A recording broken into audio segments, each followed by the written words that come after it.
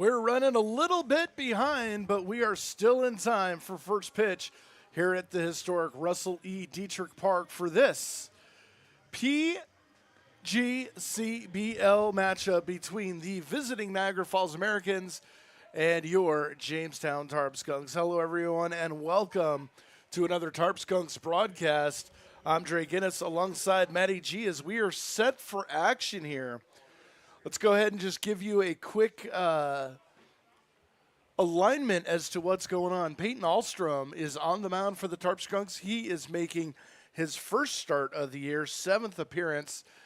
He will have Kobe Jones, Eli Harpelani, DJ Stoyanovich from left to right, Brandon McLean Banks, Nigel Sebastianelli, Austin Matrenga, Bobby Stain from third to first. Behind the plate is Noah Brooks, and we'll get you the rest of the lineup at the bottom of the inning as the first pitch to Dominic Mariani is taken for a strike. Yeah, so we will take a look really fast at the lineup for the Americans. As the next pitch taken for a ball, 1-1.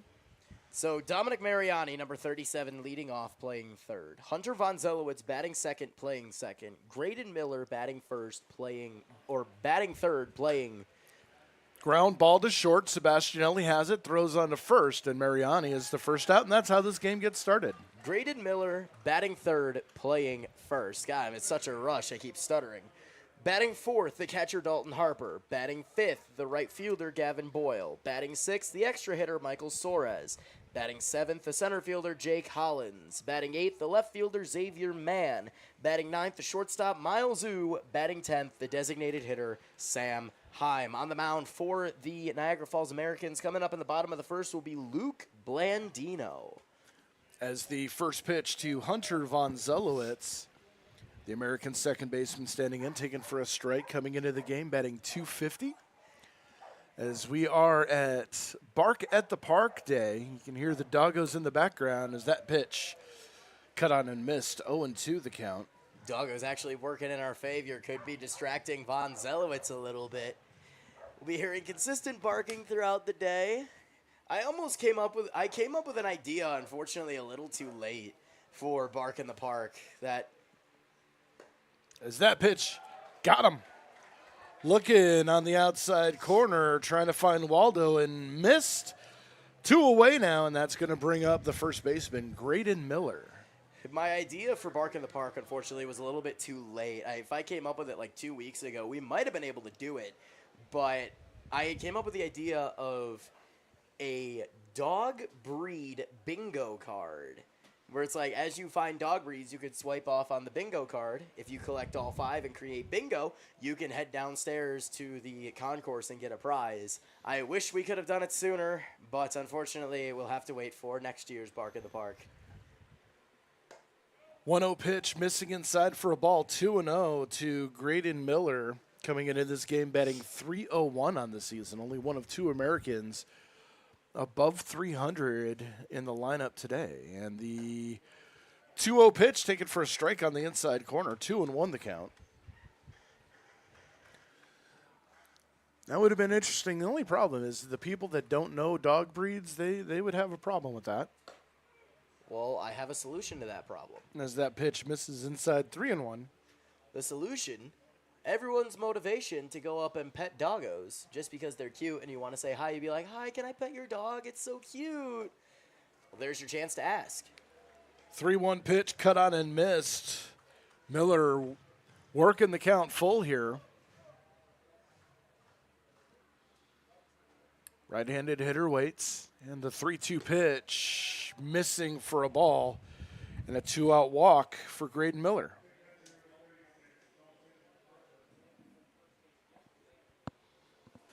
As that'll bring up the catcher, Dalton Harper, coming into this game, batting .267. Absolutely gorgeous day for baseball. Bright sunshine, clouds in the sky, not too hot. Not too hot. What do you mean? The current temperature is 87 degrees. It doesn't feel like it as the first pitch misses for a ball, 1-0. However, there is supposed to be rain somewhere within the next hour. Oh, joy.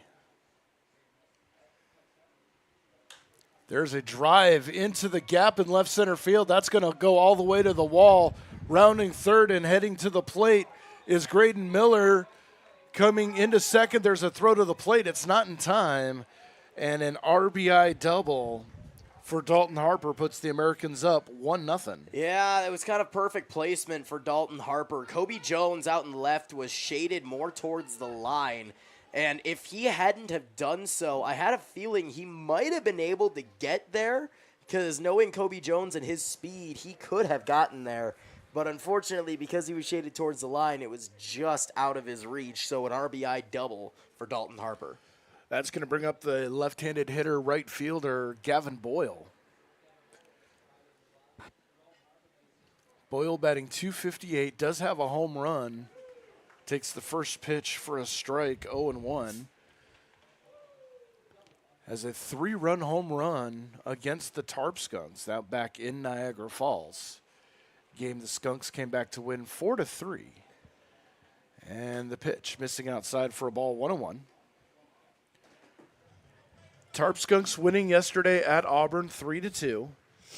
Eli Shed with a masterful performance through 4 2/3. Absolutely crucial game as you look closer towards playoffs, because that only puts you 2.5 back from second place. Pitch grounded over the mound to second. Picked up by Matrenga, throw on to first. And the side is retired, but a run scores on a hit. 1 runner left on base. We go to the bottom of the first inning. Americans 1, Tarp Skunks coming to bat.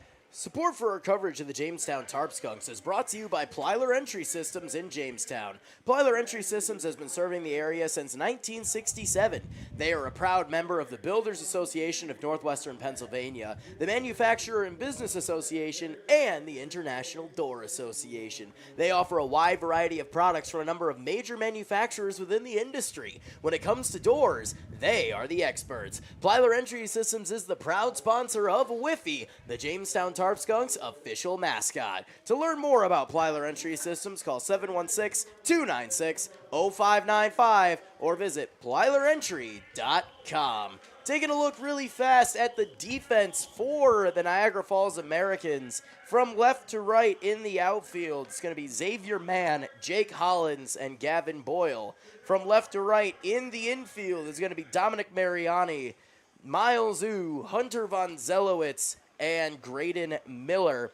Behind the dish is going to be Dalton Harper, and on the mound, Luke Blandino, making his 7th appearance on the season, his 5th start. He has a 2-3 record, 29 2/3 innings pitched, 15 walks to 24 strikeouts, a 3.94 ERA. He will be going up against the following Jamestown Tarp Skunks starting lineup. Batting first, playing shortstop, Nigel Sebastianelli. Batting second, playing second, Austin Matrenga. Batting third, the extra hitter, Henry Juwan. Batting fourth, the first baseman, the big man, Bobby Stang. Batting fifth, the left fielder, Kobe Jones. Batting sixth, the designated hitter, Aiden Wallace. Batting seventh, the right fielder, DJ Stoyanovich. Batting eighth, the catcher, Noah Brooks. Batting ninth, the center fielder, Eli Harpelani. And batting 10th, the third baseman, Brandon McLean Banks. So it will be Nigel Sebastianelli, Austin Matrenga, and Henry Juwan in that order to face Luke Blandino here in the bottom of the first inning. And here to tell you all about it, and here to give you a little bit more insight on today's game, it's Dre Guinness. All right, Maddie, thank you very much. As we do head to the bottom of the first inning, Tarp Skunks coming off a 1-1 road trip. Was mercied in Geneva. I guess tit for tat on that one. We skunked out Geneva on Wednesday night. They skunked us out Thursday at their place. And then in Auburn last night, 3-2 victory, putting the Tarp Skunks a game and a half behind Elmira in the third spot, 2.5 behind Auburn, as stepping into the plate. Nigel Sebastianelli, the left-hander wearing number 5, takes a strike at the knees for a first pitch strike. Sebastianelli batting .256 on the season. Blandino kicks and throws, cut on and missed, 0-2 the count.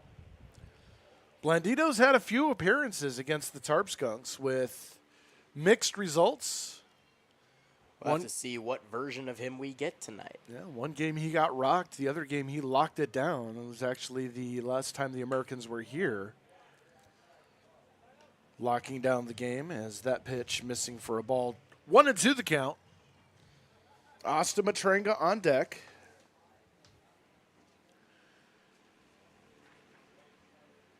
And the 1-2. That ball misses for a ball. 2-2 the count. Right fielder Gavin Boyle playing a little shallow. Manon Hollins in left and center playing about average, normal depth. And the 2-2 pitch. Swinging, there's a ground ball to second. Von Zelowitz has it. Throw on to first. And that is how the Tarp Skunks start. One away here in the bottom of the first inning, and that is going to bring up Austin Matrenga.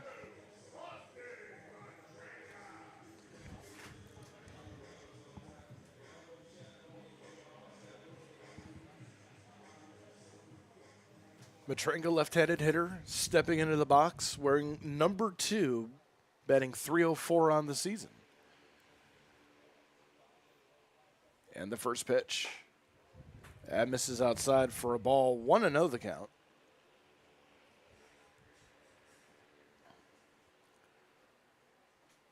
Matrenga's had a solid season here for Jamestown.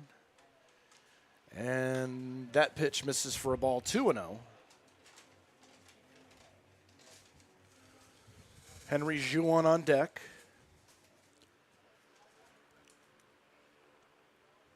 Matrenga, as of late, hitting the ball rather well, getting his average over the 300 mark. As there's a drive into center field. Hollins going back on it, but camps underneath it and makes the catch for out number 2.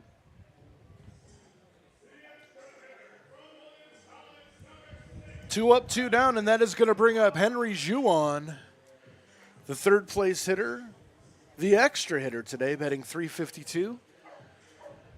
Right-handed batter stepping in, wearing the number 6.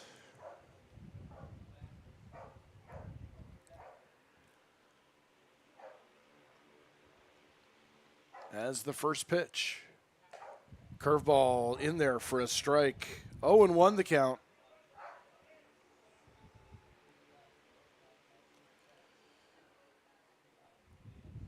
Juan had that big 3-run double back here Thursday night, as there's a ground ball to short. Ooh has it. Throws on to first, and the inning is over. No runs, no hits, nobody left for the Tarp Skunks. We go to the top of the second inning.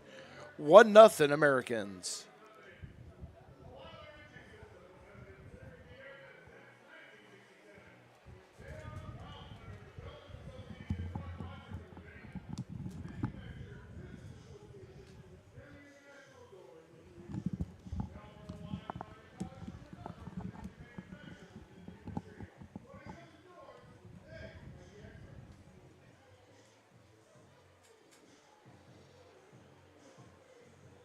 Only 3 more chances to catch your Tarp Skunks at home during the regular season. This Wednesday, Batavia comes into town, 6:30 p.m. for the first pitch. Then next Saturday, it is the strikeout cancer game against the Geneva Red Wings, 6:30 p.m. And Friday night, July 26th, the regular season finale as the Batavia Muck Dogs open the season here at Jamestown, and they close the regular season here for the Tarp Skunks.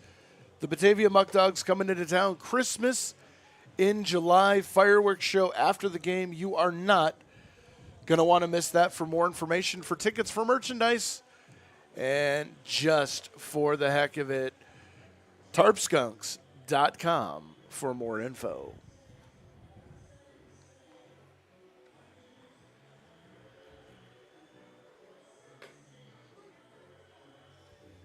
So Peyton Ahlstrom, not Austin, Peyton Ahlstrom comes out for his second inning of work. He will be facing the batting order of Michael Soares, Jake Hollins, and Xavier Mann. 6, 7, 8 in the Niagara Falls batting order. Current score 1-0. So as number 23 steps to the plate and 45 steps to the mound, I'm going to turn it over to the number 1 guy in the booth right now.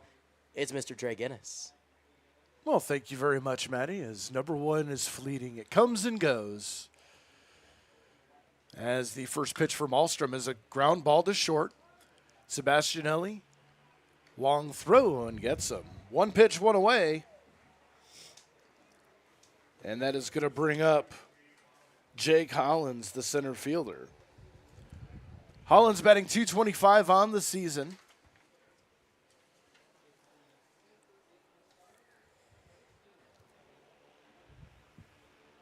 Ahlstrom out of the windup and the first pitch, cut on and missed for a strike. 0-1 the count. Yeah, Ahlstrom's going to rely on his off speed all day today.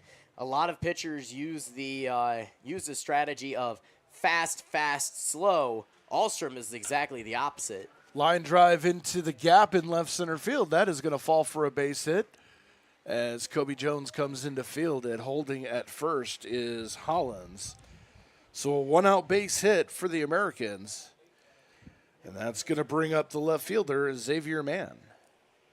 So yeah, like I was saying, Ahlstrom knows he is not the fastest pitcher on the Tarp Skunks lineup. So he has to do what he knows best, and that is use his junk, his changeup, his curveball, his slider, and use them to his advantage, and then go to his fastball once the players are so far out on their front foot that something in the mid to high 70s looks like 85. First pitch to Mann missed. The 1-0 pitch is a ground ball through the hole on the left side, a base hit. Heading over to second and stopping there is Hollins. Mann with a base hit, and now there are 2 on with 1 away here, and that is going to bring up shortstop Miles Ooh.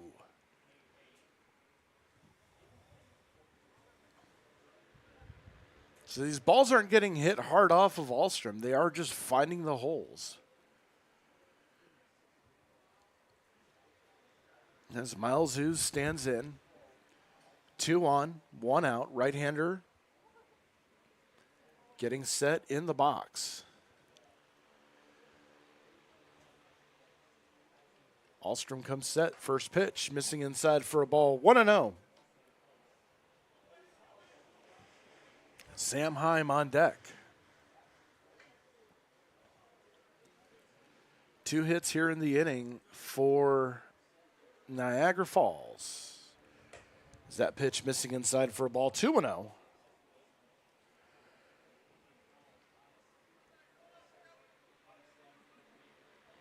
Ahlstrom working into some trouble here.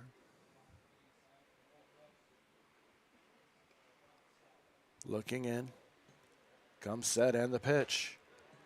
Missing high for a ball. 3-0. Sam Heim on deck.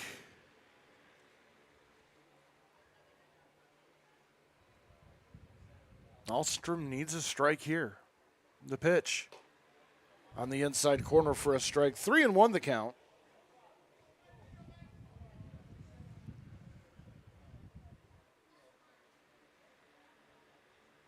Ahlstrom looks in. Checks the runner at second. And the pitch. That misses for a ball. And the bases are loaded here with 1 away. And that is going to bring up the designated hitter, Sam Heim. Heim in a prime location here in the lineup, coming in batting .325 as Noah Brooks goes out to talk to Ahlstrom.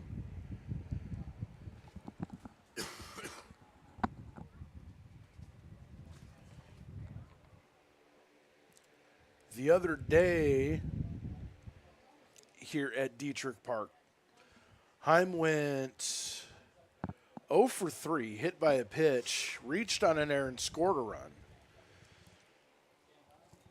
Also struck out. Alstrom looking for a ground ball here. Try to turn a double play. Get out of this inning.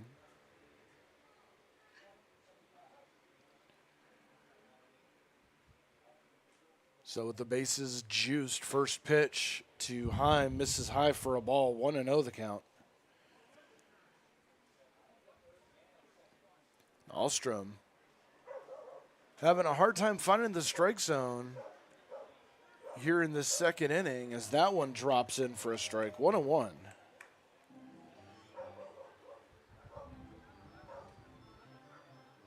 As the dogs' voices ring out amongst the crowd. It is Bark in the Park Day.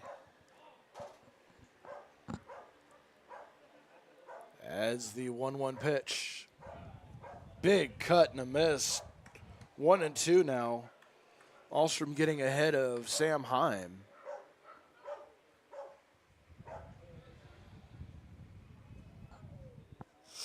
Alstrom looks in. And the 1-2 pitch is a ground ball to third. Could be two. To second for one. No throw. As McLean Banks had to double pump on that ball. Not enough time to turn the double play. A run will score, and it's 2-0 Americans. Man moves over to third. Ooh, wiped out on the fielder's choice.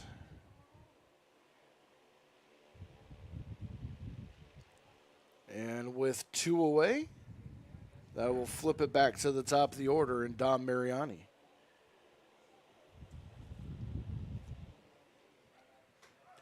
Runner goes, pitch is taken for a strike, throw down to second. He got him, do not pass go, do not collect $200, and the side is retired. 1 run on 2 hits, 1 runner left on base. We go to the bottom of the second inning, 2-0 Americans. Support for our coverage of the Jamestown Tarp Skunks is brought to you by the Davies Investment Group in Painted Post, New York. In a world filled with financial choices, finding the right path can be daunting. But fear not, because the Davies Investment Group of Benjamin F. Edwards is here to guide you every step of the way. With over a century of combined experience, this dedicated team is committed to helping you achieve your financial goals. They take the time to understand your unique needs and aspirations, crafting personalized strategies designed to grow and protect your wealth. But they don't stop there. They collaborate with your trusted advisors to ensure a comprehensive approach tailored specifically to you. When it comes to your financial future, trust the experts from the Davies Investment Group of Benjamin F. Edwards. Contact Davies Investment Group today at daviesinvestmentgroup.com or visit them at 310 Town Center Road, Suite 201, Painted Post, New York, 14870. Davies Investment Group, member SIPC. As we get ready for the bottom of the second inning, current score 2-0 in Niagara Falls' favor. The batting order after a 1-2-3 first inning will be Bobby Stang, Kobe Jones, Aiden Wallace. 4, 5, 6 in the order. And here to tell you all about it, it's Dre Guinness. All right, Maddie, thank you very much as we do head to the bottom of the second inning now. Tarp Skunks find themselves behind 2-0 as Luke Blandino starting his second inning of work. 4, 5, 6 due up for the Tarp Skunks. Bobby Stang to lead it off.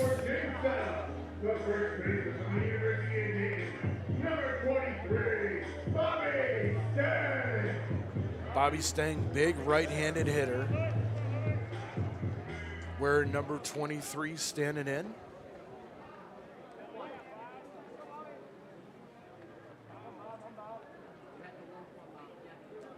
Blandino comes set. And the first pitch to Stang is swung on and missed. 0-1 the count. Stang at one point in the season had a 12-game hitting streak that was snapped at Batavia. Since then has cooled down a bit, average still over 300. And the 0-1 pitch. That one taken for a strike. 0-2 the count. Nice breaking ball on the outside part of the plate. And Stang finds himself behind 0-2.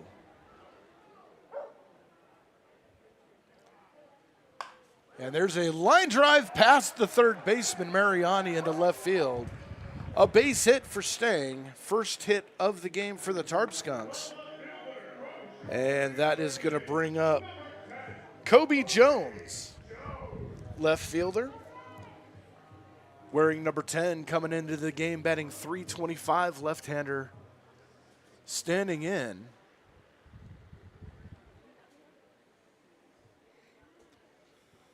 And the first pitch grounded and fouled over the Americans' dugout on the hop. And, you know, there's something I got to point out about this lineup that Coach Ryan Hill has formulated for today. In my opinion, this is probably one of the best lineups that we could put out for the reason that there is not a single player on the roster. Line drive to first, snagged by Miller, steps on the bag, and a double play. Talk about a stroke of bad luck for the Tarp Skunks, because Kobe Jones hit that on an absolute rocket missile. But unfortunately, the way that Miller was playing, he was close to the bag because he was holding Stang on first, so it was just right to his glove, and it was an easy step on the bag for a 3 unassisted double play. So now Aiden Wallace stepping up. First pitch taken for a strike. And anyway, going back to what I was saying earlier, there is not a single batter in the Tarp Skunks lineup that has a batting average of less than .220 on the season. No one pitch, missing inside for a ball, 1-1. Wallace coming into the game, batting .268. He's had a pretty good season. And the pitch. That one's taken high for a ball. 2-1 now. As I think this is the first time we've had a lineup where everyone's been over 200 in the starting lineup. And the 2-1. There's a line drive to short past the diving ooh into left field and another base hit. Past the diving who? Past the diving ooh. As DJ Stoyanovich comes to the plate. Yeah, you got to get it out of your system. This is the last time Niagara Falls will be at the historic Russell E. Diethrick Park this season. Got to make it worth my while. There you go. Got to get them all out now. As DJ Stoyanovich, the right fielder, standing in, batting .239. Team leader in RBIs, and the first pitch taken down at the feet for a ball, 1-0. Stoyanovich is an interesting cat at the plate. After every pitch, he always walks to the right-hand side of the batter's circle. As there's a ground ball to third, that one just stays fair. Picked up by Mariani, throw on to first, and the inning is over. No runs, 2 hits, nobody left on base. We go to the top of the third inning, 2-0 Niagara Falls.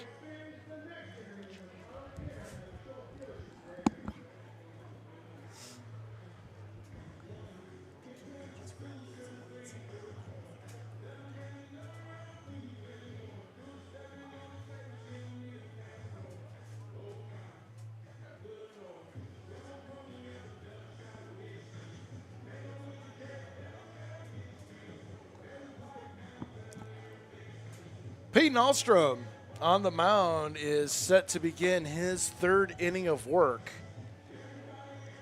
2 runs, 3 hits for the Americans. No runs, 2 hits for the Skunks.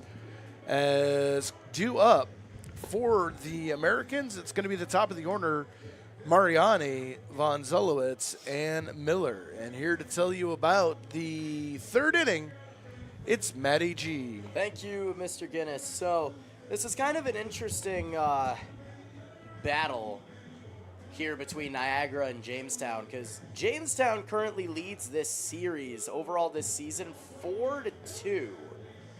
Jamestown has won 4 times. Niagara Falls has won twice. But correct me if I'm wrong, Dre, but both of the times that Jamestown has lost to Niagara has been here at Diethrick Park.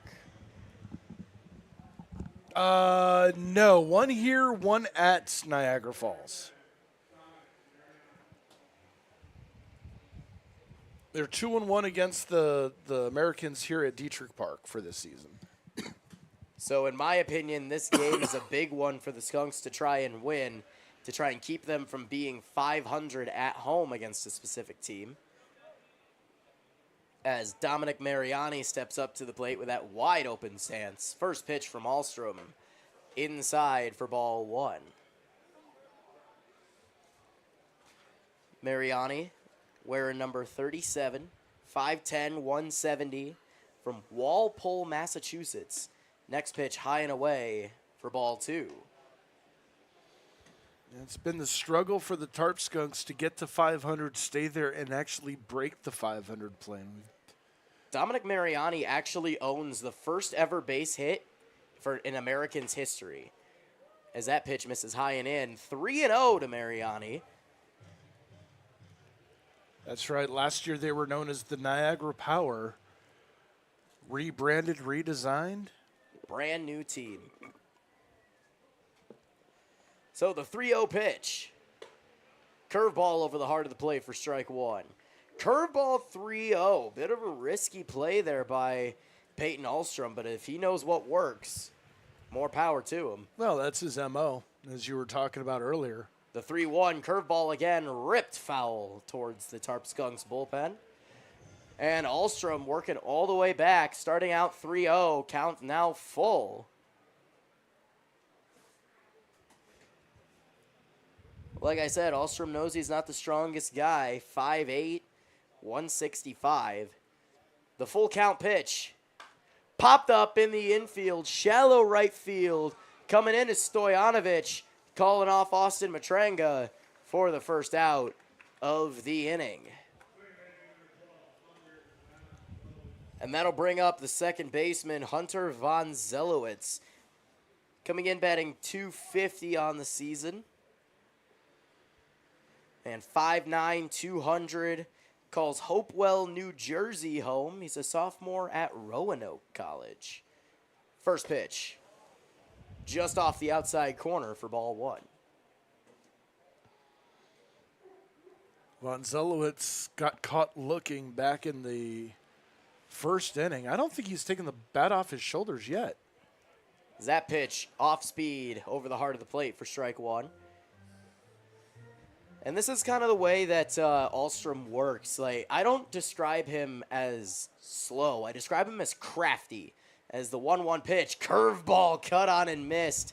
And this is like I was talking about. Von Zelowitz way out on his front foot.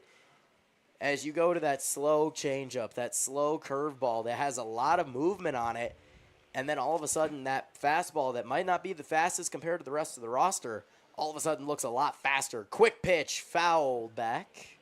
Yeah, that threw me off. That is not normally something Peyton Ahlstrom does. Cheeky little Johnny Cueto action, has a bit of a smirk on the mound right now. The 1-2. Curveball missing high and in, 2-2. And the way I would describe Ahlstrom's approach is methodical.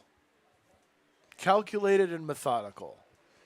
Like I said, he's crafty, so he has a lot more pitches in his arsenal. He has to know when and how to use them. The 2-2 fouled off of the leg of Von Zelowitz. Von Zelowitz grimacing as he steps out of the batter's circle. And everyone will take a second for Von Zelowitz to regain his bearings. Rub some dirt on it, kid.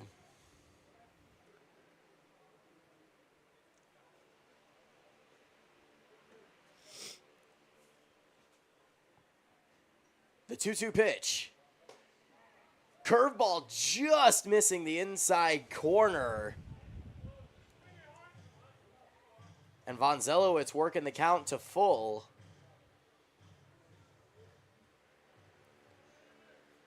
Ahlstrom has his sign.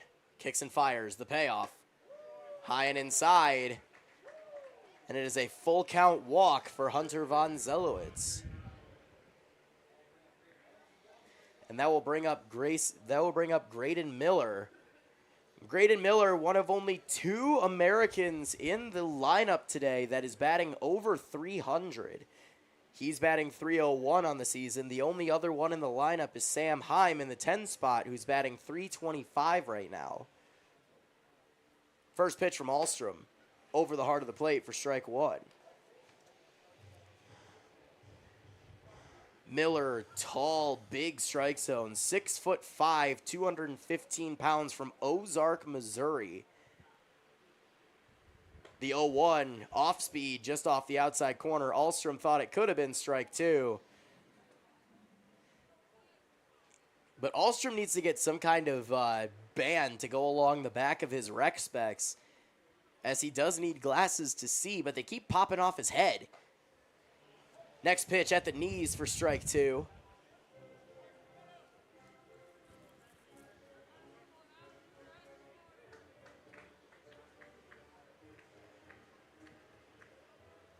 Von Zelowitz off first. Ahlstrom comes set. The 1-2. Off speed, missing in the dirt. Good stop by Noah Brooks to keep Von Zelowitz in check.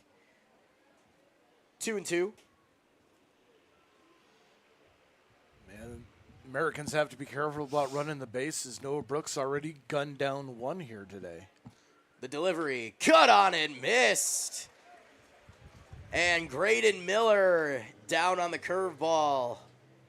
And there are 2 away. But a scary man to the plate so far today. Dalton Harper, the catcher, already with a RBI double back in the first inning that went all the way to the Live CHQ sign out in left center. Runner goes. That pitch low and inside and couldn't stay in the glove of Brooks. So it is a stolen base for Hunter Von Zelowitz with a 1-0 count. And just the unfortunate part of that ball popping out of Brooks's glove, he would have had another shot. Von Zelowitz not the quickest runner. The 1-0 on the inside corner for strike 1. Henry Juan gunned down a couple yesterday in Auburn. So as of late, stealing the bags against the Tarp Skunks has become quite a challenge. The 1-1 missing high for ball 2. So 2-1, 2 out. Von Zelowitz off of second. Ahlstrom finds his sign, comes set, checks the runner. The 2-1 pitch. Curveball on the inside corner for strike 2. And this is the way that Peyton works, like you said, methodical. Change speeds, change location, just keeping the batter's eye off balance. The 2-2 pitch, missing way high, tipped off the glove of Noah Brooks. Count goes to full. But Von Zelowitz moves over to third.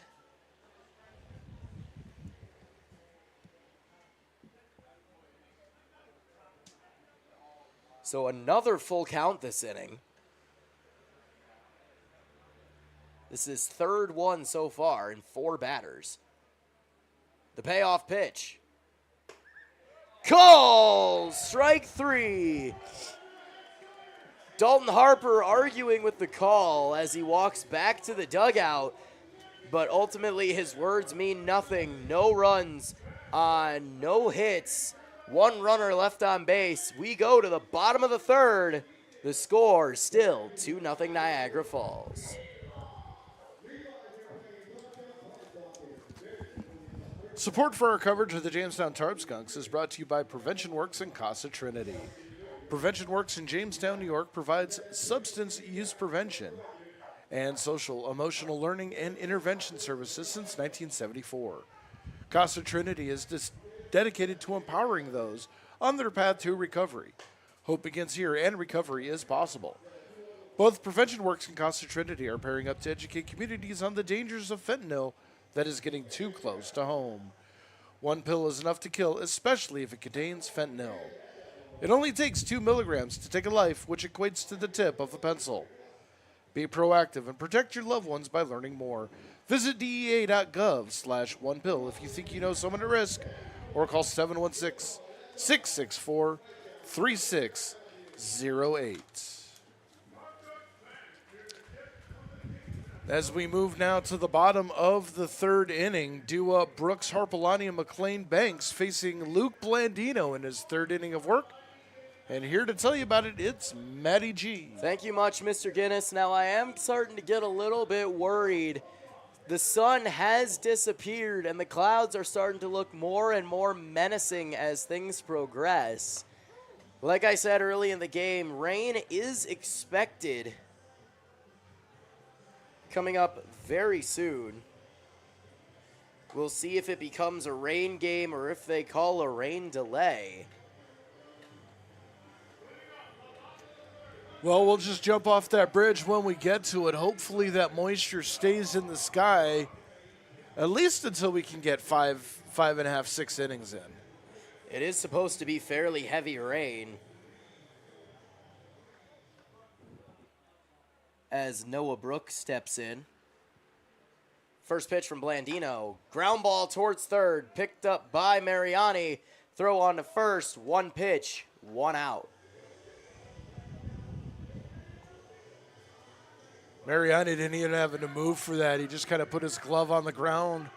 Ball found its way home and one away. And that'll bring up the center fielder, Eli Harpelani, number 50. Coming in, batting .259 on the season.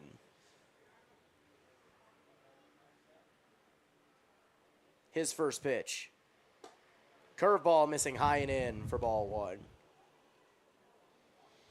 Harpelani's walk-up song is interesting, to say the least. Little Aerosmith, though. Line shot through the Tony Gwynn hole. And the man with the walk-up song, Ragdoll by Aerosmith, is aboard with a single. Third single in that location of the game against Blandino. All three of them have gone through that 5.5 hole. And that'll bring up number 42, the third baseman, Brandon McLean Banks. Batting .220 on the season so far. Pickoff attempt over to Harpelani. Nothing doing there. And McLean Banks, who was out for a while with injury, came back in, hitting sub 200 for a while, but as of late, has turned it on, got his average over the Mendoza line. As that pitch swung on and missed for strike one.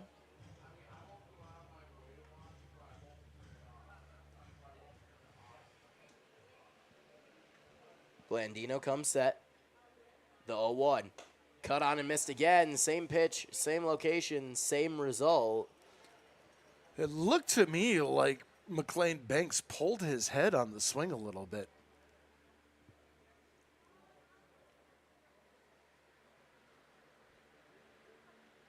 And the 0-2.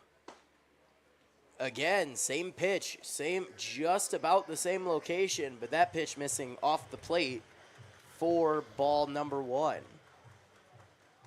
So 1-2, one out. Harpelani off of first. The pitch from Blandino is in the dirt for ball two. Harpelani, Matrenga, and Sebastianelli, all known for moving on the base paths. I wouldn't be surprised if the count goes 3-2 to see him go here. I wouldn't be surprised to see him go now. The 2-2. Cut on and missed. Blandino living on that outside corner the entirety of that at-bat. And McLean Banks goes down on strikes. 2 away. That brings back up the top of the order for Nigel Sebastianelli.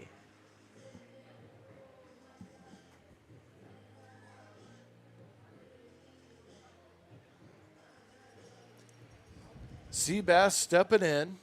Grounded out to second his first time up. First pitch. Fouled off and towards the Americans' dugout. 0-1.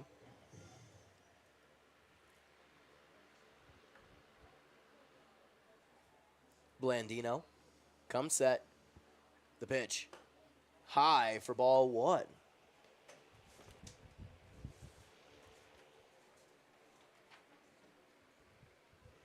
Blandino, 6'5", 180, a sophomore at Worcester Polytechnic, calls Eden, New York home.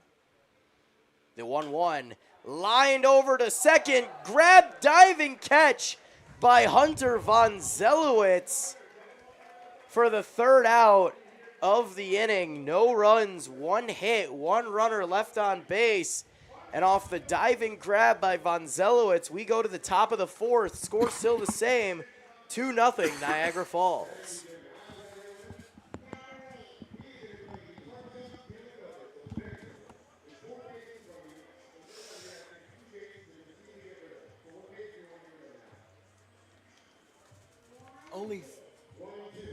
Only 3 more chances to catch your Tarp Skunks here at Russell E. Diethrick Park for the 2024 regular season. Batavia in on the 17th, Geneva on the 20th for Strikeout Cancer Day, and Christmas in July on the 26th as the Evil Empire closes out the regular season here at Russell E. Diethrick Park. For tickets, information, or fan merchandise, go to tarpskunks.com. Peyton Ahlstrom back on the mound for his 4th inning of work. He will face Boyle, Soares, and Hollins, 5, 6, 7 in the order. And once again, it's Matty G. Thank you much, Mr. Guinness. So the Tarp Skunks trying their hardest to improve back to 500. Coming in from last home game up until now, they've improved their record. They're 15-16 right now. Trying their best to work their way back to 500 and get closer and closer to the Elmira Pioneers and the Auburn Doubledays. They're only 1.5 games behind Elmira for 3rd, only 2.5 behind Auburn for 2nd, so it is a very tight race for the West Division playoff spots as Gavin Boyle steps up to the plate. Grounded out to second his first time up. First pitch from Ahlstrom, grounded towards first, picked up on a short hop by Stang, and he will take it himself. 3 unassisted, 1 pitch, 1 out.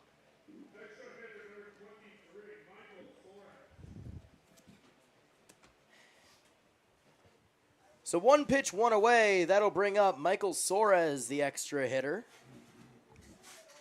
First time up, he led off the 2nd inning and grounded out to Nigel Sebastianelli at shortstop.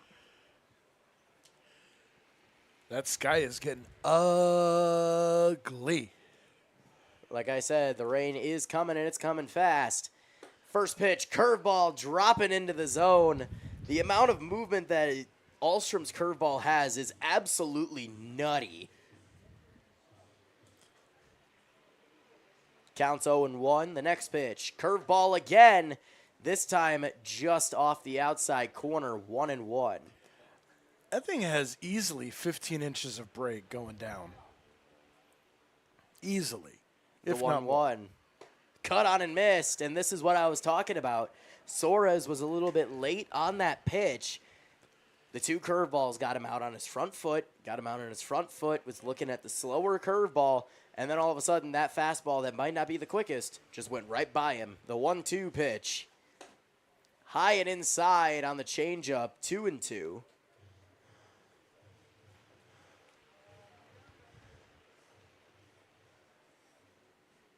Ahlstrom, the rockin' fire. Curveball cut on and missed. Soares drops to a knee as he swings out of his back shoe. And there are 2 away. That was a beautiful curveball right in the location that you always chirp about for a right-handed hitter. Dropping that curveball on the back foot, nothing that Suarez could do about it. And that'll bring up Jake Holland's first pitch curveball, or changeup, 0 and away. Low and away. Whoa! Stop, think, speak. The 1-0 pitch. Again, low and away. 2-0.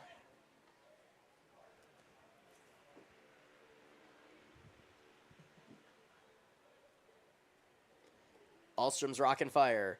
Hits Jake Holland's fastball off of his shoulder. And it is a 2-out hit by pitch that sends Jake Hollands to first base. And that'll bring up the left fielder, Xavier Mann. Yeah, I think I just need to stop thinking because I was thinking right before that pitch, Alstrom trying to get a 1-2-3 inning here and then plunk. First pitch to Mann.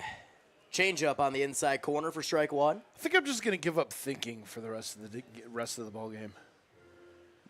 And the next pitch. Inside for a ball. Well, see, I don't get like that. I mean, when I'm doing it, I'm on autopilot. I'm not thinking about anything. And the 1-1 runner goes. Line shot through the left field gap. And the hit and run works for Xavier Mann as both men are aboard on the single. So another runner in scoring position for the Niagara Falls Americans. They have had a runner in scoring position every single inning so far. And that'll bring up the shortstop. Ooh, it's Miles. For Xavier, man, that's the second hit of the ball game. Both of them in the exact same location. Alstrom comes set. Checks the runner. The first pitch to fastball on the inside corner for strike one. And this is another thing that I like about Peyton Alstrom. Usually that outside corner is going to get called more often than the inside corner. But Alstrom likes to establish that inside fastball. Establish every part of the plate as you need to, as that curveball misses. I'm not 100% certain where, and I don't think Alstrom was 100% certain either. 1-1 to Mr. Ooh. Maybe off the edge of the plate. I'm still trying to figure that one out. The 1-1 cut on and missed. And Ooh has worked the count 1-2.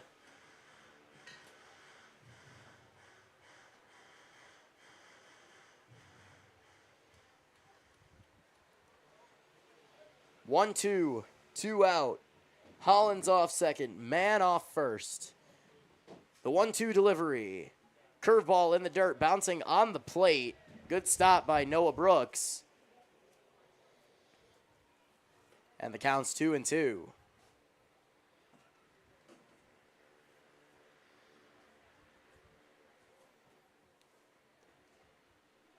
Ooh steps in. Ready to go. And then Mr. Miles Ooh calls time for a quick reset, maybe a little icing there.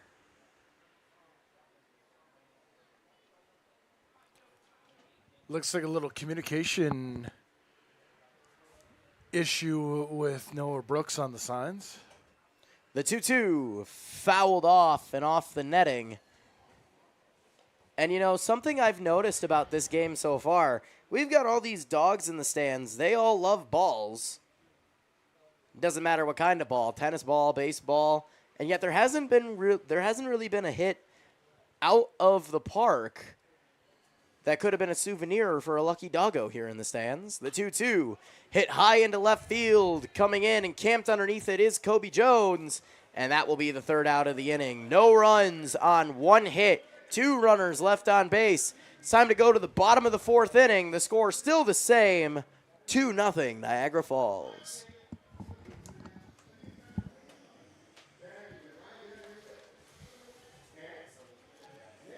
Support for our coverage of the Jamestown Tarp Skunks is brought to you by Plyler Entry Systems in Jamestown. Plyler Entry Systems has been serving the area since 1967. They are a proud member of the Builders Association of Northwestern Pennsylvania, the Manufacturing Business Association, and the International Door Association. They offer a wide variety of products from a number of the major manufacturers within the industry. When it comes to doors, they are the expert. Plyler Entry Systems is the proud sponsor of Whiffy, the Jamestown Tarp Skunks' official mascot. To learn more about Plyler Entry Systems, call 716-296-0595 or visit plylerentry.com.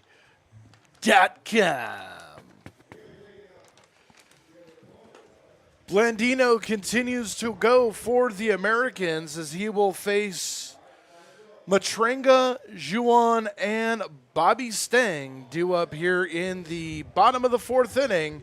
And once again, it's Matty G. Thank you much, Mr. Guinness. And, I got to say, I like that heart of the order. Matrenga is fast. Matrenga has a good on-base percentage.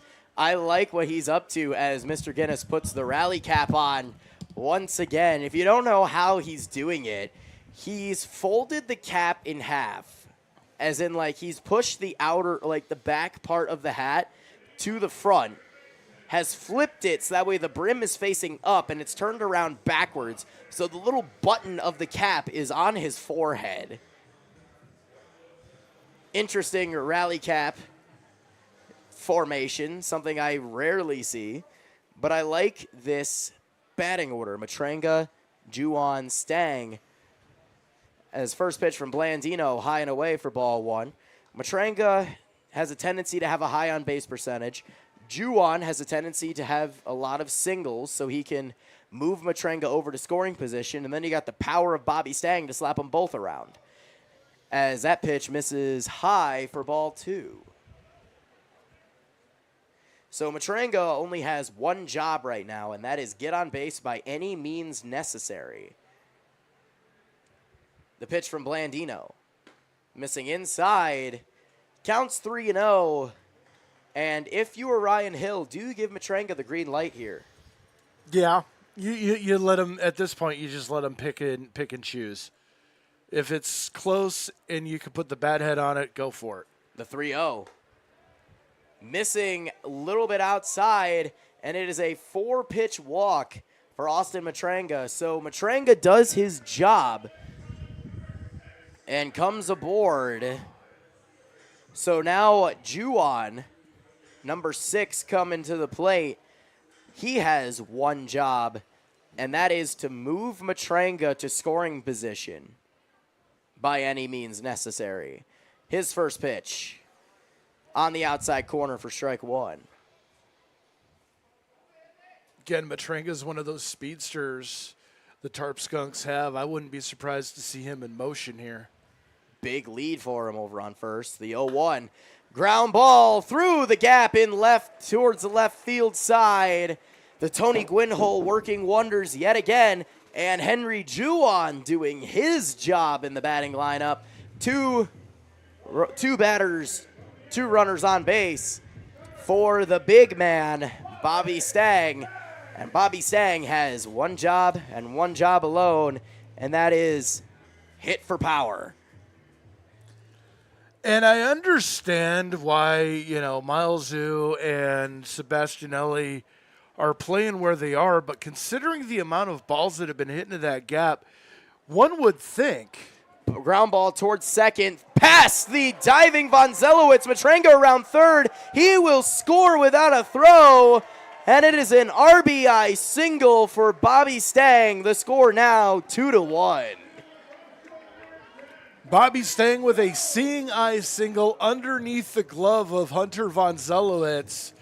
And I don't know if it was a bad hop or just a misplay, but Matrenga with the heads up, rounded third, headed for home, no throw to the plate, and the Tarp Skunks on the board. Von Zelowitz had a good shot at it, but unfortunately I don't think he saw the top spin. So the top spin caused the ball to bounce low, and it just went straight under his glove. First pitch to Kobe Jones, missing inside for ball one. Go ahead. So now Kobe Jones with the same job as Bobby Stang, just hit for power. You got a runner in scoring position, just get a ball in the outfield. And there's a ground ball towards second, past the diving Von Zelowitz again.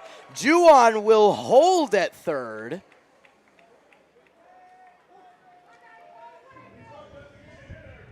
Ryan Hill holding up Henry Juwan. Juwan looking a little frustrated again, as that seems to be a consistent theme for Henry Juwan this season. As he comes around third, he's constantly getting held up by Ryan Hill and looking frustrated about it, saying, I wanted to try and score, man. Yeah, I mean, it would have been bad if Juwan had actually tried to make it to the plate, because Boyle was maybe 10, 15 feet from the infield dirt. His throw was on line if it hadn't been cut off by Miller. First pitch to Aiden Wallace, curveball in the outside corner for strike one. And one thing I was going to point out, if Kobe Jones didn't hit the ball on that pitch, was how shallow Gavin Boyle was playing.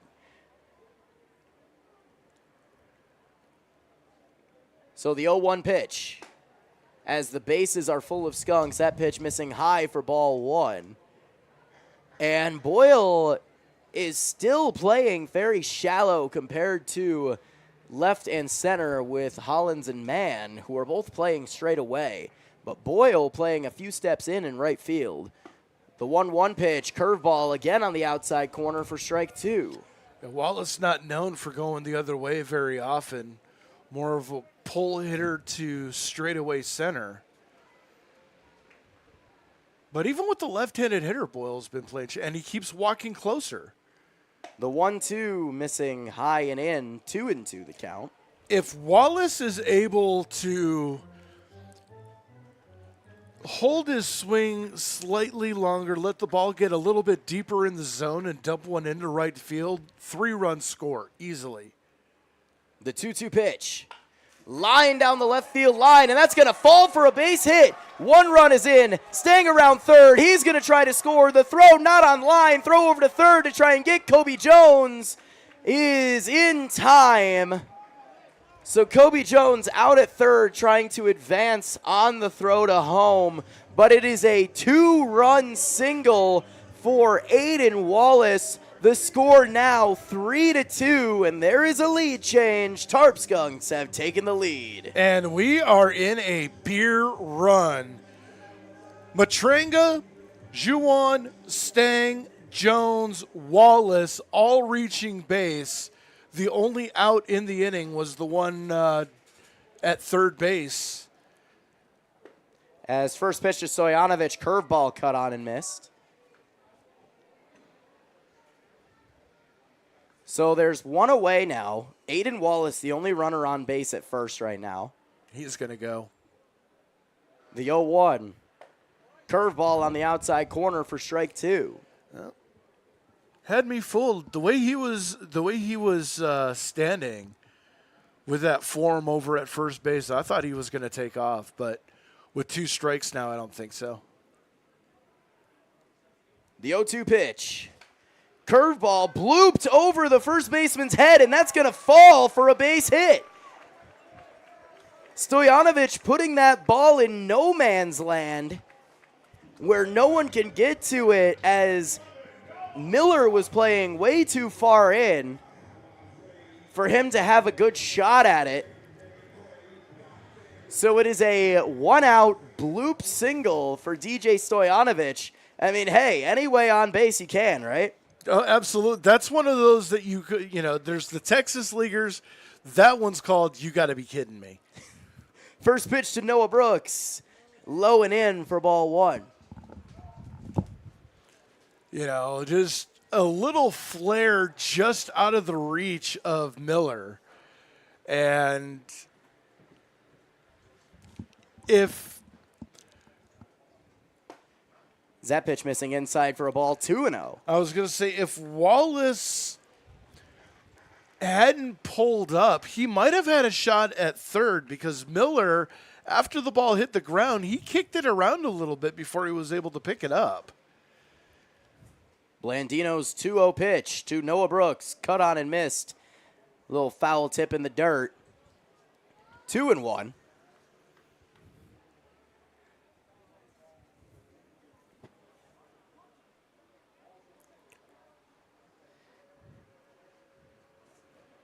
The 2-1 delivery.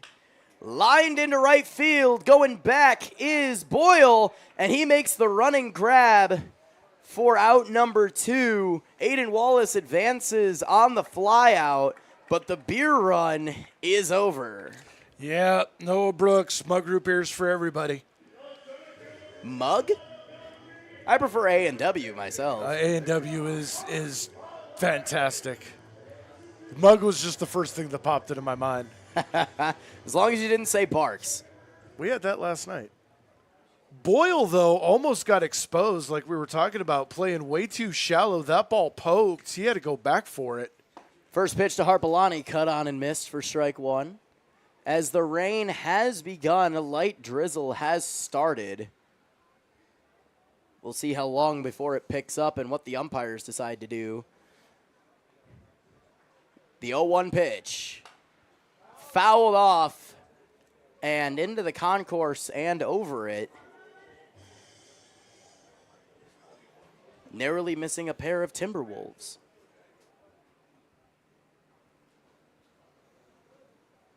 So 0-2, 2 out. Wallace off third, Stoyanovich off first. The pitch to Harpalani. Low and away for ball 1.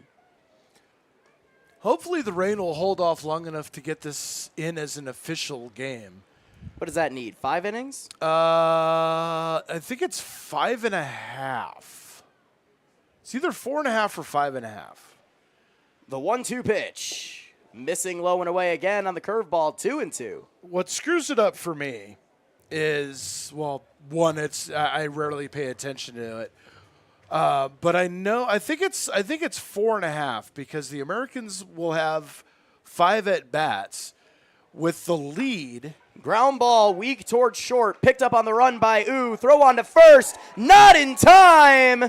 The speed of Harpalani paying off, and it is an RBI infield single as Aiden Wallace comes across the plate. The score now 4-2. It's just, when it rains, it pours. And right now, if you're Luke Blandino, you're looking at a tropical depression about to be upgraded to a tropical storm. So with 2 away, that'll bring up Brandon McLean-Banks. McLean-Banks did strike out swinging his first time up in the 3rd inning. His first pitch, foul back to the backstop. 0-1.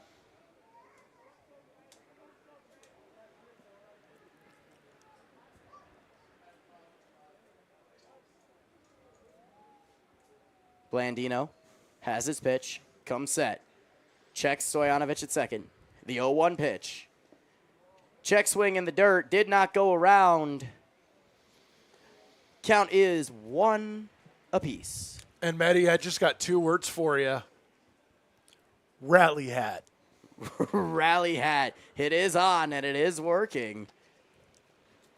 Make sure you take it off at the top of the 5th. Oh, absolutely. The 1-1 pitch, cut on and missed. And McLean-Banks was looking to take that 360 feet over the Nescentia Health sign down the left field line. Practically swung out of his own shoe. Count is 1-2. Stoyanovich off second. Harpalani off first. Blandino, the pitch. Runner goes, but the pitch is swung on and missed. McLean-Banks goes down on strikes for the 2nd time today, but not before the damage was done. 4 runs on 6 hits. 2 runners left on base. We now go to the top of the 5th inning. The Tarp Skunks now have the lead. It's 4-2.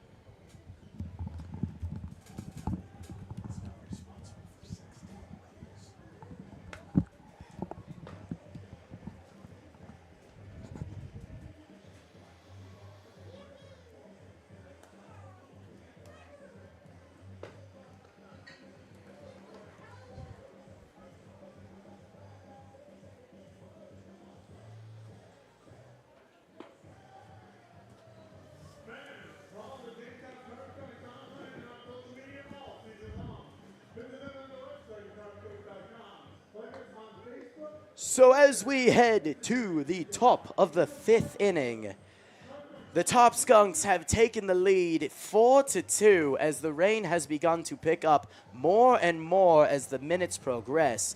As we go to the top of the 5th, the batting order for the Niagara Falls Americans is going to be Sam Heim, Dom Mariani, and Hunter von Zelowitz. And here to tell you about the 5th inning as the rain begins to pick up even more, it's Dre Guinness. Thank you very much, Matty G, as Sam Heim takes the first pitch. Sprinkling now here, just a light drizzle. Richard Cook out in Greenhurst says slight drizzle. 10 minutes, and it's dry. So hopefully it doesn't get too crazy as now 0-2 the count. 1-2 now as that one was outside. And the 1-2 bouncing in the dirt. Noah Brooks popping up, crashing in on Sam Heim. Looked like a slow motion mosh pit. As now we're going to get a conversation here.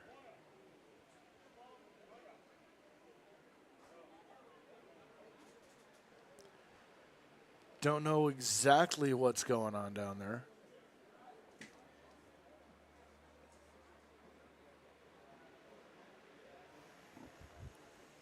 It smells like rain. Love that smell. It smells like it is about to open up and downpour. And the 2-2. That one missed inside, almost hit Heim. 3-2 now. It actually went over the head of Sam Heim. If he didn't bring his bat down, that could have hit his bat. And that one hit him. Not the end result Alstrom was looking for, as Sam Heim now hit by the pitch. Leadoff runner on base, and that flips the order to the top, and Dom Mariani. Luckily, when Alstrom looked at the when Alstrom looked at Noah Brooks and got the ball back after the HBP, he looked at him and immediately did a mechanic motion saying, "I know what I did wrong." Swinging, there's a drive into center field, but right at Harpelani out in center, snags it, and there's one away. Harpelani didn't have to move much, if at all. As the wind now kicking up, blowing out to right field here. Yeah, you can ask just about any outfielder. They will tell you that catching a line drive is a lot harder than catching a fly ball because there's less angle to judge off of. It really screws with your depth perception, and that is an understatement as the first pitch to Von Zelowitz taken for a strike. 0-1 the count. Von Zelowitz struck out in the first, walked, stole a base, and was stranded on third back in the third inning. As the pitch, check swing, did he go? Absolutely. 0-2 now.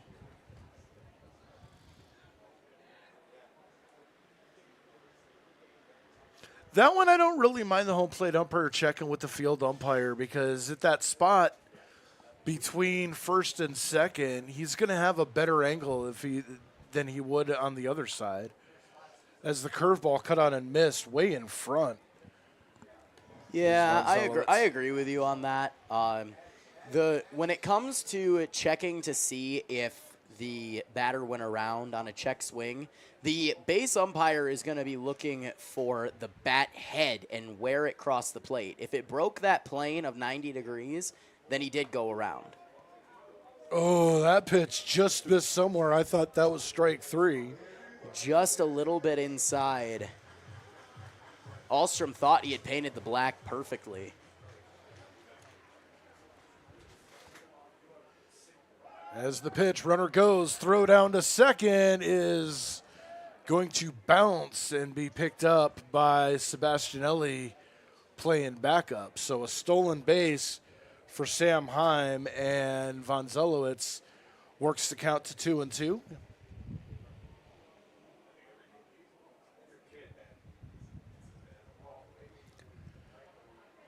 2-2 the count.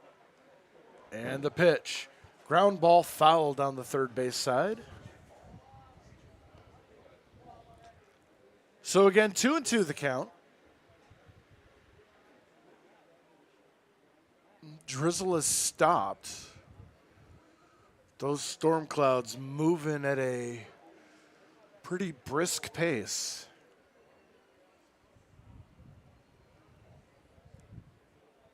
Now the 2-2. And that hit Von Zolowitz. So a hit by pitch. Now runners at first and second with only one away. That's going to bring up Graydon Miller.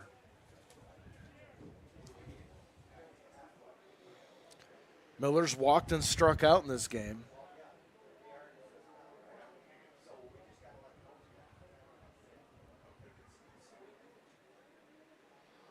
And the first pitch.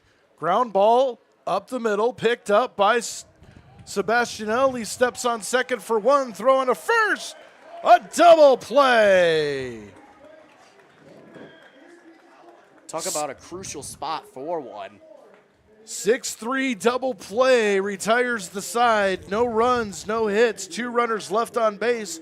We go to the bottom of the 5th inning, 4-2 Skunks. Support for our coverage of the Jamestown Tarp Skunks is brought to you by the Davies Investment Group in Painted Post, New York. In a world filled with financial choices, finding the right path can be daunting. But fear not, because the Davies Investment Group of Benjamin F. Edwards is here to guide you every step of the way. With over a century of combined experience, this dedicated team is committed to helping you achieve your financial goals. They take the time to understand your needs and aspirations, crafting personalized strategies designed to grow and protect your wealth. But they don't stop there. They collaborate with your trusted advisors to ensure a comprehensive approach tailored specifically to you. When it comes to your financial future, trust the experts from the Davies Investment Group of Benjamin F. Edwards. Contact Davies Investment Group today at daviesinvestmentgroup.com or visit them at 310 Town Center Road, Suite 201, Painted Post, New York, 14870. Davies Investment Group, member SIPC.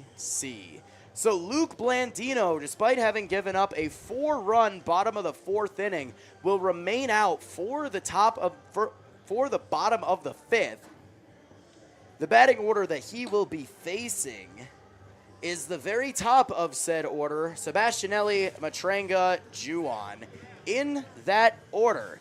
And here to tell you all about it here in the bottom of the 5th, it's Mr. Guinness. Come on down. All right, Maddie, I'll bid $1,500. Oh, wait. We're not in the prices right. Bottom of the 5th inning now as Nigel Sebastianelli stands in. Who did you prefer on that? Did you prefer Drew Carey or Bob Barker? It's Bob Barker. I mean, yeah, it's nothing against Drew Carey. I haven't really watched it, but, when you're homesick, first pitch to Sebastianelli, line to Miller at first. 1 pitch, 1 away. And that's going to bring up Austin Matranga. Yeah, Sebastianelli has nothing to hang his head about on that. I mean, he hit that ball, like I said, on an absolute rocket. Unfortunately, the height of Graydon Miller coming into play as he was able to make the snag on the line drive. First pitch to Matranga taken for a strike. 0-1 the count. Matranga walked and scored a run back in the 4th. He's also flown out to center. Graydon Miller is 6'5" over there at first base. That is some nice length to have over at the first base bag as the next pitch swung on and missed. 0-2 the count. So here's a question for you. Would you prefer to have a left-handed first baseman or a 6'5" right-hander? Lefty. Always the lefty. The lefty will have more stretch and has a better angle in order to catch the ball as necessary. You want a lefty at first and you want a righty at third because of where the bag is set down each line. You want a lefty at first, a righty at third. 2-1 now the count to Matranga is a ground ball foul. And that's also one of the reasons why the lefty player has such limited options as to where they could play. Really, all they have are the pitcher's mound, first base, or the outfield. As that pitch cut on and missed, ball pops out of the glove of Harper, but he picks it up and throws on to first for the second out. 2 away now for Henry Juan. Started the hit parade last inning.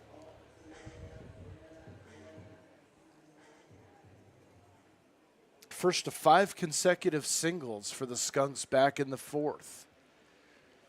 Stands in now with nobody on, 2 away, and the first pitch. Taken for a strike, 0-1.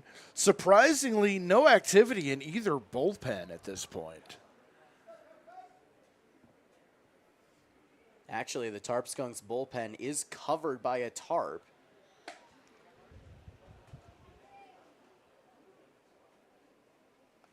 Hiding their dirt from the rain. And you got to think, the dogs in the park would probably love the rain. Oh, yeah. And the pitch, missing in the dirt for a ball, 2-1. I think it depends on the breed, though. If you have a water dog, definitely. A Chihuahua, though, no. I saw a couple walk in today. Yeah? A couple Chihuahuas. I saw a couple of black labs, couple golden. I saw a golden doodle. DJ Stojanovich's family brought a golden doodle puppy, and it is so cute. There's a high fly ball into right field. Tracking it is Boyle. He puts it away, and the inning is over. No runs, no hits, nobody left on base. We go to the top of the 6th inning. 4-2 Tarp Skunks.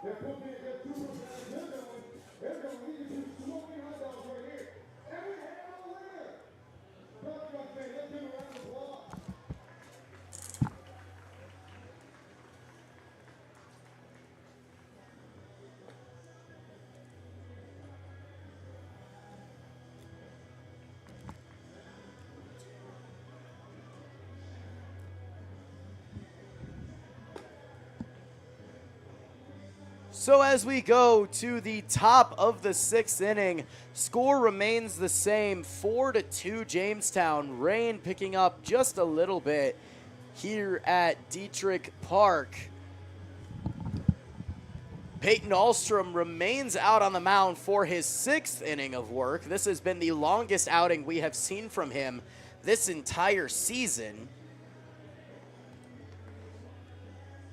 So we'll see how much longer he can go, as this is a season high for him. The batting order that he will face here in the top of the 6th inning will be 4-5-6. Dalton Harper, Brett Johnson replacing Gavin Boyle, and Michael Soares. And here to tell you all about the 6th inning,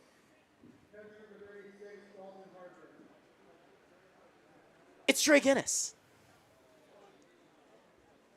Thank you, Maddie, for that long, drawn-out anticipation. I leave you with anticipation. Dr. Frankenfurter joining me in the booth as the first pitch taken outside for a ball, 1-0.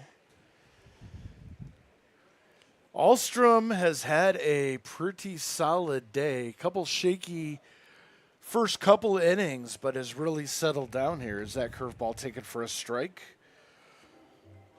Harper, 1 for 2 on the day, had an RBI double back in the first, struck out looking in the 3rd, and the pitch is grounded ball toward 3rd. McLean Banks with it, throw on a first, and the first out of the inning.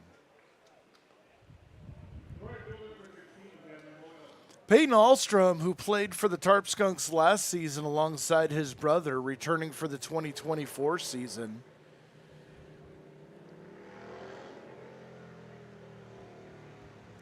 getting his first start. And the pitch. Outside for a ball to Brett Johnson. 1-0 the count. Rain picking up a little bit here as that curveball misses way outside. 2-0.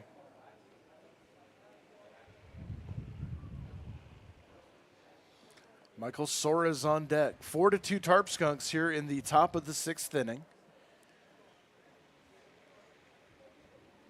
And the 2-0. Again, way outside. 3-0. And mechanically, this at bat, it looks like Ahlstrom's having some struggles because all 3 pitches have been pushed off the right side of the plate. And the 3-0. That one catches the plate for a strike. 3-1 now.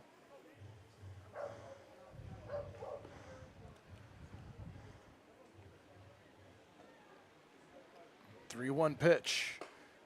Inside corner for a called strike. 3-2 now. Ahlstrom fighting back to load up the count. Johnson thought that was ball 4. And the pitch. That one taken high for ball 4. So a full count walk to Brett Johnson. And that is going to bring up Michael Soares. Soares 0 for 2 on the day. Grounded to short, struck out in his last at bat.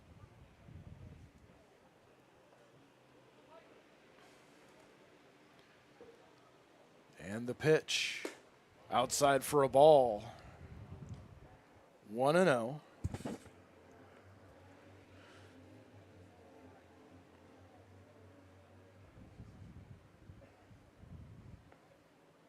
Johnson taking his lead off first, and the pitch. Swinging, there's a line drive into center field. That's going to be a base hit. Johnson rounding second, heading for third. Here comes the throw. It is not in time.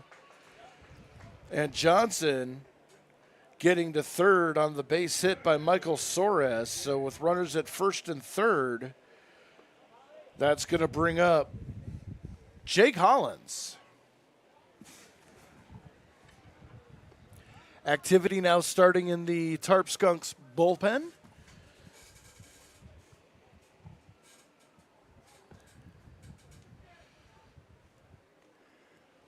Runners at first and third. First pitch outside for a ball, 1-0. Xavier Mann on deck.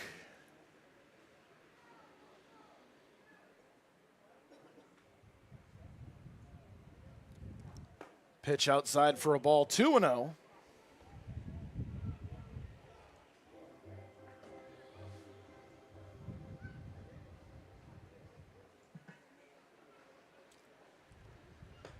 Pitch cut on and missed for a strike. 2-1 now to Hollins, who I think swung at a pitch off the plate out of impatience. And if you're Ahlstrom, maybe you can use that to your advantage. 2-1. On the outside corner for a strike, 2-2.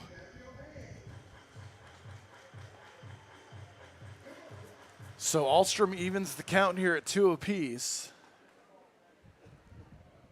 Runners take their lead, and the 2-2 swung on, fouled back toward the visiting broadcast booth, where the Niagara Falls announcer. Always a pleasure to have him here. He's a good kid. Says the old man. Hey, you know, I'm a good judge of talent, good judge of people. And the pitch, swinging, there's a base hit in center field. Run's going to score as Johnson crosses the plate, moving to second and holding there is Soares, and it's 4-3.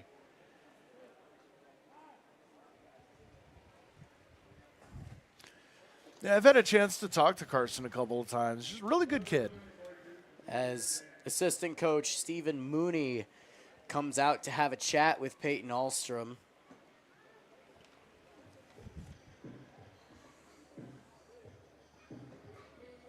I think this is really opportunity to buy some time down for the bullpen. That is Ben Burdine that is warming up in the bullpen. Just got the flag from Tom Tellman to Ryan Hill saying Ben Burdine is ready to go whenever. So Ahlstrom running on a very short leash right now with runners on first and second with only one away with the go-ahead run on first base. Xavier Mann coming up 2 for 2 on the day. And it's the first pitch.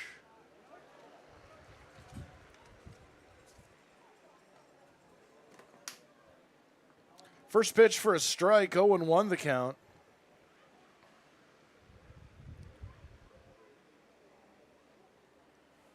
And the pitch swinging. There's a ground ball to third, foul. So 0-2 to Mann.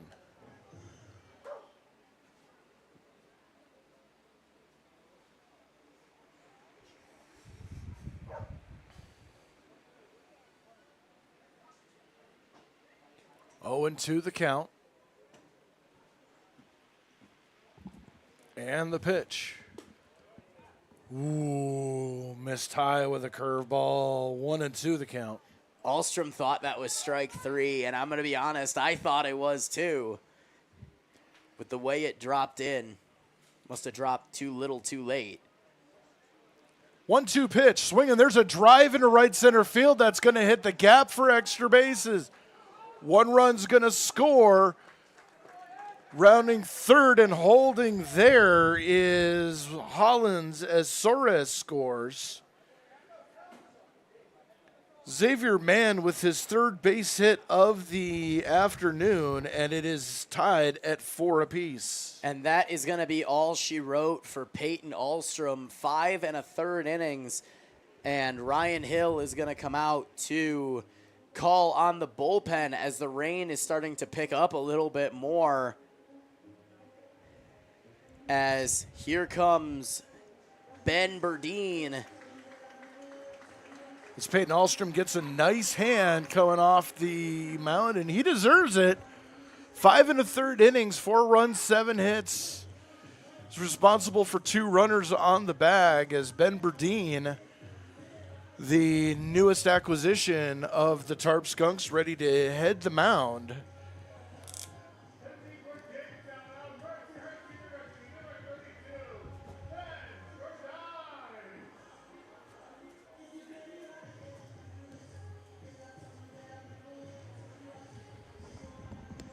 So Burdine stepping in. He is going to take over here in the top of the 6th inning.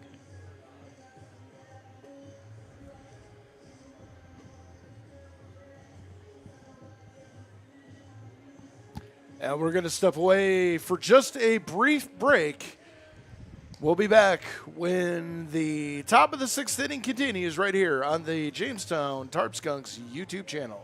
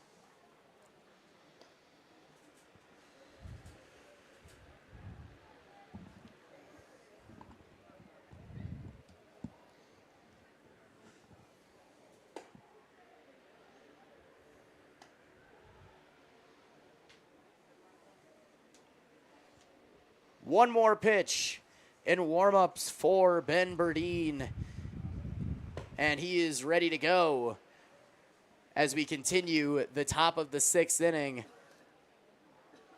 Currently, we've got Jake Hollins on third, Xavier Mann on first.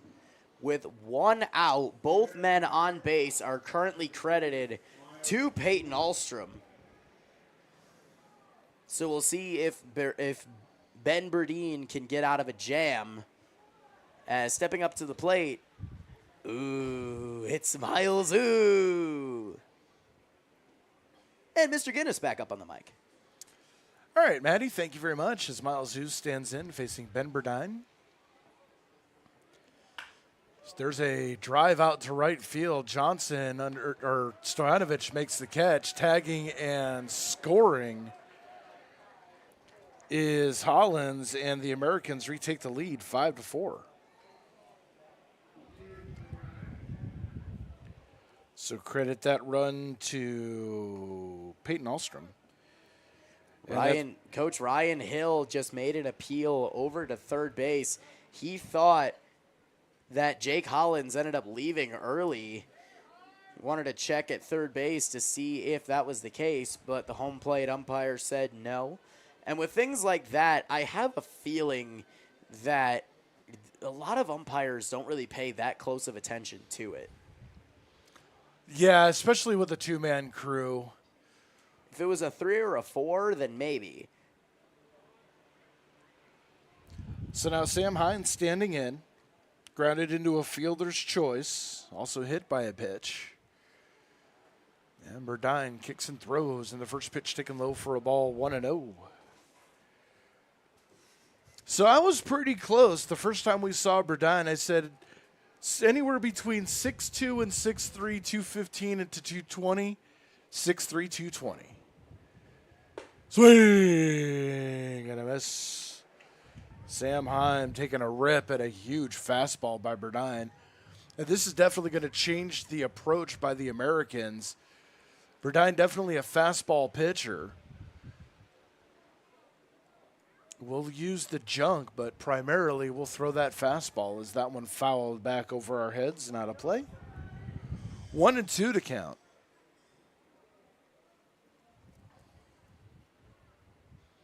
So instead of being a stuff pitcher with a fastball, he's a fastball with good stuff. 1-2.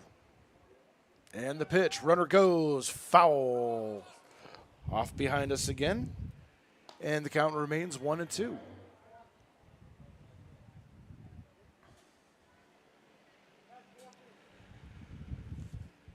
Skunks with a little work to do in the bottom of the 6th inning. And Stang Jones-Wallace due up. Still no action in the Americans' bullpen, so Blandino will come out for another inning of action as that one's cut on and missed. Throw down to first by Brooks completes the strikeout. 1 run on 3 hits. 1 runner left on base. We go to the bottom of the 6th. It's 5-4 Niagara Falls. Support for our coverage of the Jamestown Tarp Skunks is brought to you by Prevention Works in Casa Trinity. Prevention Works in Jamestown, New York provides substance use prevention and social, emotional, learning, and intervention services since 1974. Casa Trinity is dedicated to empowering those on their path to recovery. Hope begins here, and recovery is possible. Both Prevention Works and Casa Trinity are teaming up to educate communities on the dangers of fentanyl that's getting too close to home. 1 pill is enough to kill, especially if it contains fentanyl. It only takes 2 milligrams to take a life, which equates to the tip of a pencil. Be proactive and protect your loved ones by learning more. Visit DEA.gov/1pill if you think someone you know is at risk, or call 716-664-3608.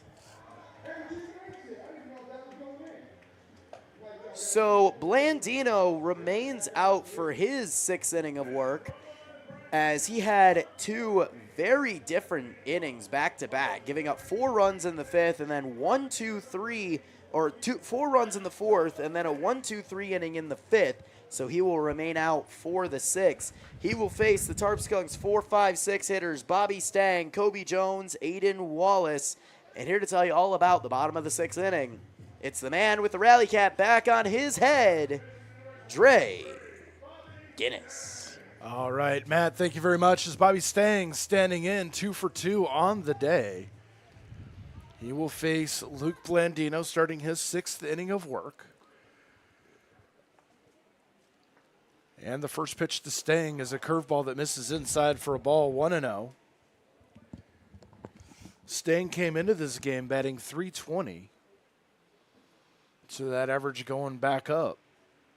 And the pitch outside for a ball, 2-2. Stang is one of those hitters that when he gets on a hot streak, he gets hot quick. And hopefully this is the beginning of a hot streak as we begin this stretch toward the end of the season. That pitch taken for a strike, 2-1.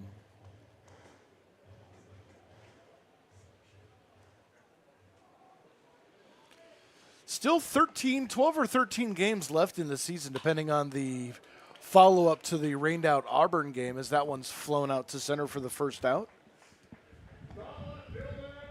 And out of those 12 to 13 games, only 3 remain here at Diethrick Park. So the Skunks are going to have to do their work on the road. Yeah, it looks like our first season together is beginning to come to a close, Mr. Guinness. Yeah, absolutely. It's gone quick. And I'm kind of sad that it's almost over. And the first pitch taken for a strike. 0-1 the count.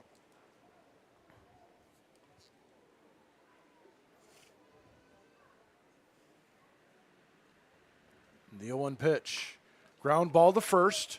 Takes a weird hop, but Miller has it, flips onto Blandino for the second out of the inning. I'm kind of wishing we had a few more games. Well, if they manage to get into second place, that's going to be a home playoff game. So all we can do is hope and pray for the Tarp Skunks to get hot at the right time so that way we can have at least one more game together. That would be nice. As Aiden Wallace stands in 2 for 2 on the day. First pitch swung on. There's a ground ball to third. Snagged by Mariani. Throw on to first in time. And the inning is quickly over. No runs, no hits, nobody left. We're going to go to the top of the 7th inning. 5-4 Niagara Falls.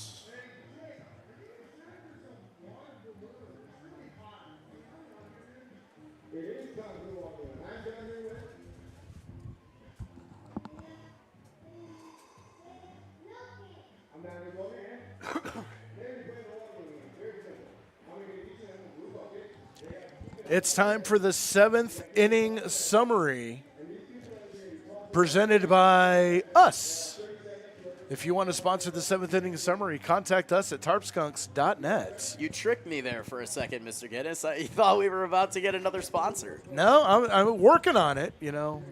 Everything can be sponsored.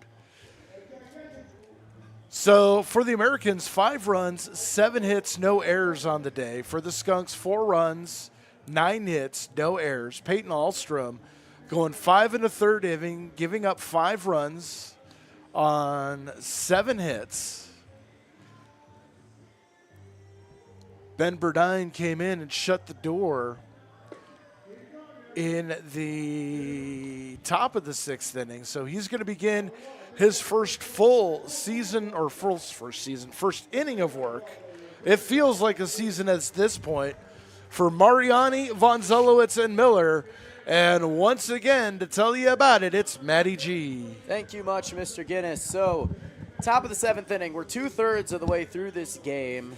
Tarp Skunks currently down 1. Ben Burdine comes out for his first full inning of work. And he will be facing the top of the order, Mariani, Von Zelowitz, and Graydon Miller.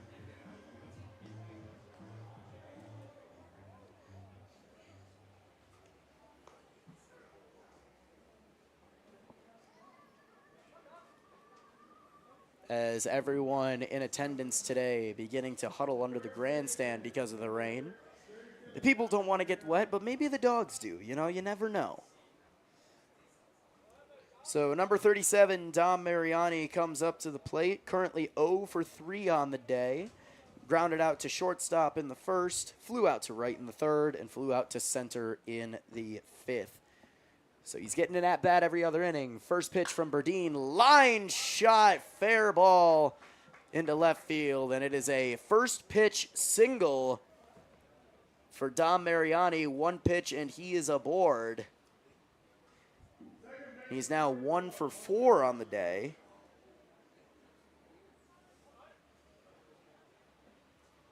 And that'll bring up Hunter von Zelowitz. Von Zelowitz 0 for 1 on the day so far. Struck out looking in the first, got walked in the third, and was hit by a pitch in the fifth. His first pitch from Berdine, check swing. Did he go? The answer is no. So it is ball 1.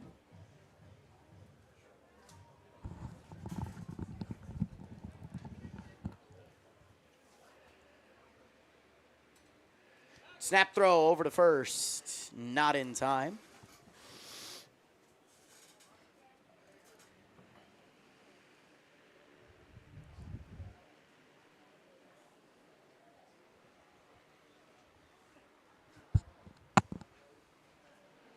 The 1-0 pitch. Fouled off and off the light post, and it pinballs its way down.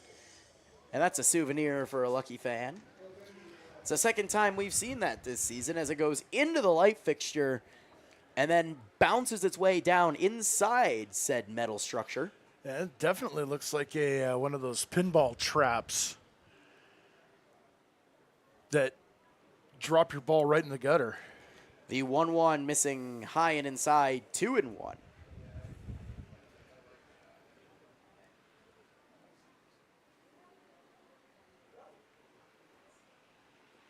Berdine comes set.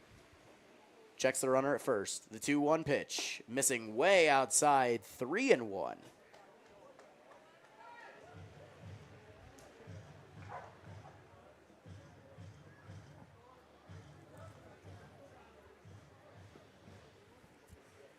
So 3-1, nobody out. Mariani off of first. The delivery. Fouled off, this time going into the road and out of play. Full count now. And this wind has really picked up as the flag out in center field is straight out. And the wind direction definitely not in a hitter's favor. The payoff pitch. Curveball just missing the plate. Berdine thought that was strike 3. But it is a full count walk for Hunter von Zelowitz. And that will bring up the first baseman, Graydon Miller.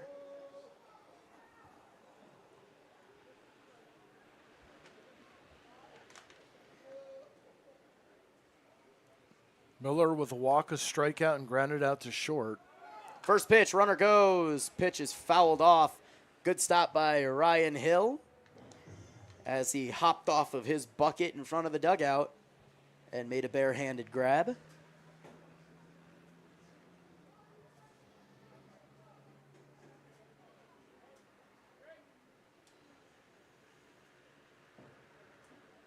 Berdine nods his head for a called yes on the pitch. Checks Mariani at second. The next pitch. Called strike 2 with the knees.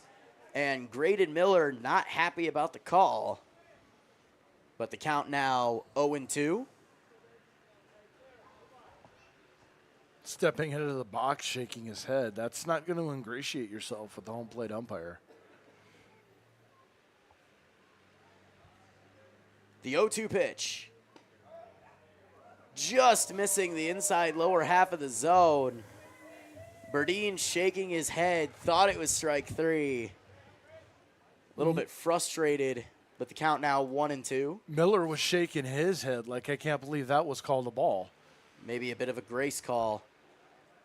But the 1-2 pitch. Curveball, cold, strike 3. Graydon Miller trots off, got caught window shopping and arguing with the cashier that told him to leave. But there's now one away, and that'll bring up the catcher, Dalton Harper. Action picking up in the Tarp Skunks bullpen.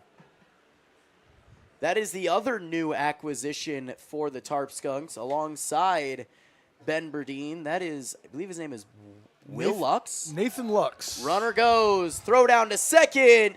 In time, sit down, meet, have a seat. Stolen base denied.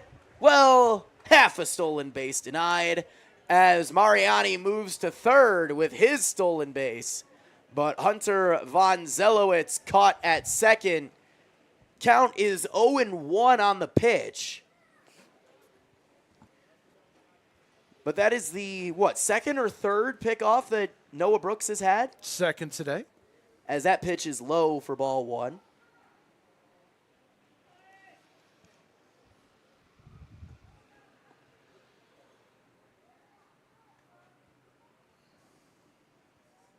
The 2-0 pitch. Outside.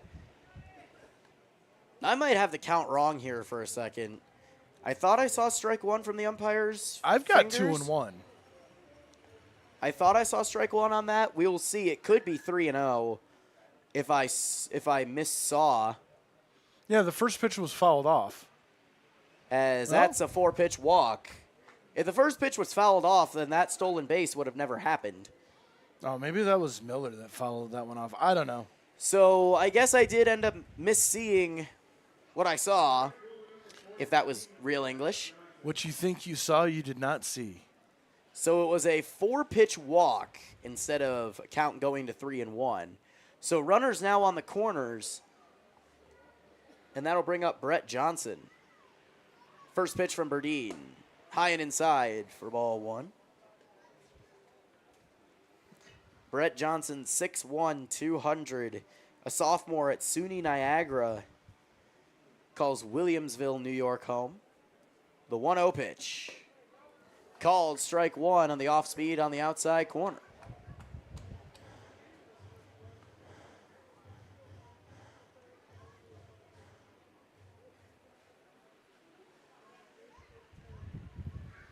Burdine comes set.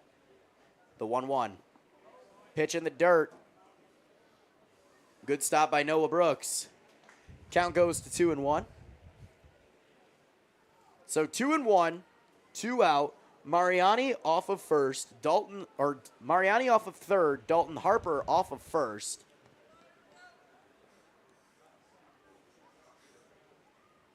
The 2-1 delivery. Cut on and missed. Count now 2-2.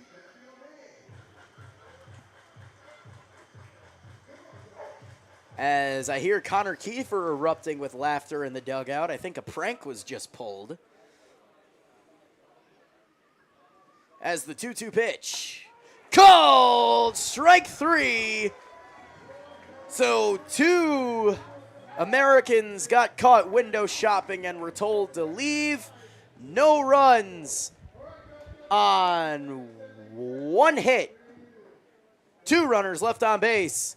We go to the bottom of the 7th. It's 7th inning stretch time. Still 5-4 Americans' favor.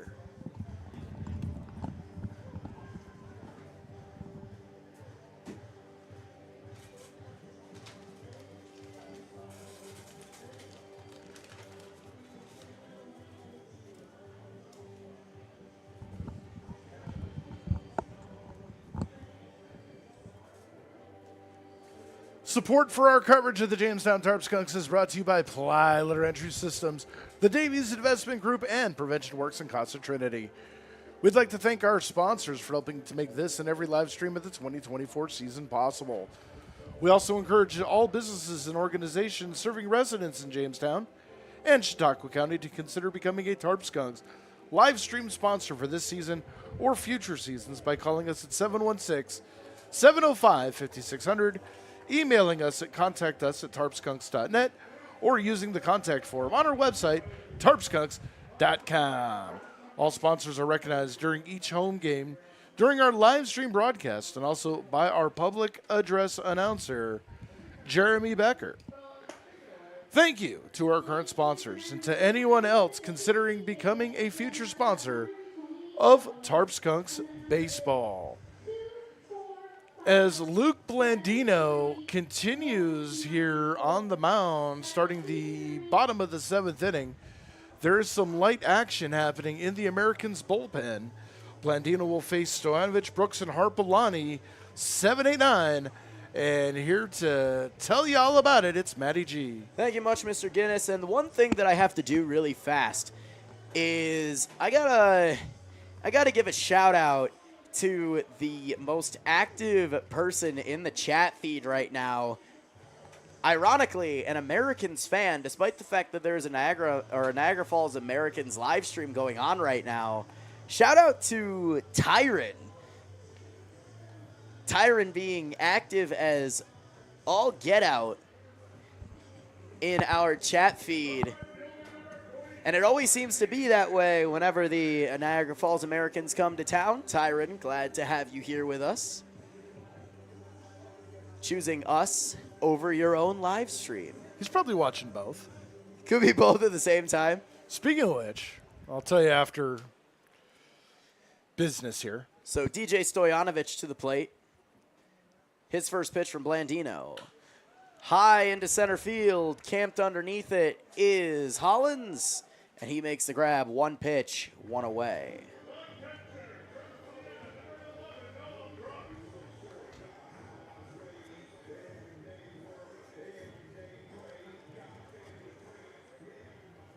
And that'll bring up Noah Brooks. So the last time the Americans were here and Carson came, the next day I went home and I synced up both feeds, both the Americans and our feed, and played both of them at the same time. He says he's watching ours only. Let's go. Oh, wow. There we go. As first pitch was a curveball that missed high for ball 1. Next pitch was a fastball on the outside corner for strike 1. So I got to tell you how it was one of the more interesting experiences. Next pitch cut on and missed. Count is now 1-2 to Noah Brooks. Because the amount of times that we and Carson said either the exact same thing at the exact same time or within microseconds of each other was amazing. The 1-2 pitch, missing outside, 2-2. Well, there are a couple times that I am able to hear him through the wall. So I will acknowledge sometimes hearing what he said, I'm like, yeah, I'll use that too. The 2-2. Lined into left field, left center, and that's going to drop for a base hit. Man will have the ball. I thought it possibly could roll by them, and Noah Brooks could have extra bases. But it is a 1-out single for Noah Brooks. And that is going to bring up number 50, Eli Harpalani. Well, Xavier Mann took the right route to the ball, running back toward the fence to be able to circle around and cut it off. If he had ran straight toward it, it more than likely would have gotten behind him toward the fence. Harpalani stands in.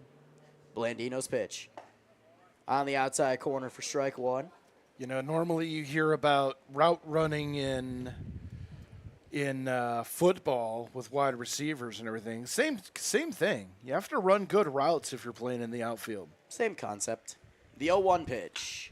Ground ball up the middle. That could be 2. Ooh has it. Throw on to first in time, and it is a 6-3 double play to end the bottom of the 7th. No runs, 1 hit, no runners left on base. And after the 1-2-3 inning, we go to the top of the 8th. The score still 5-4.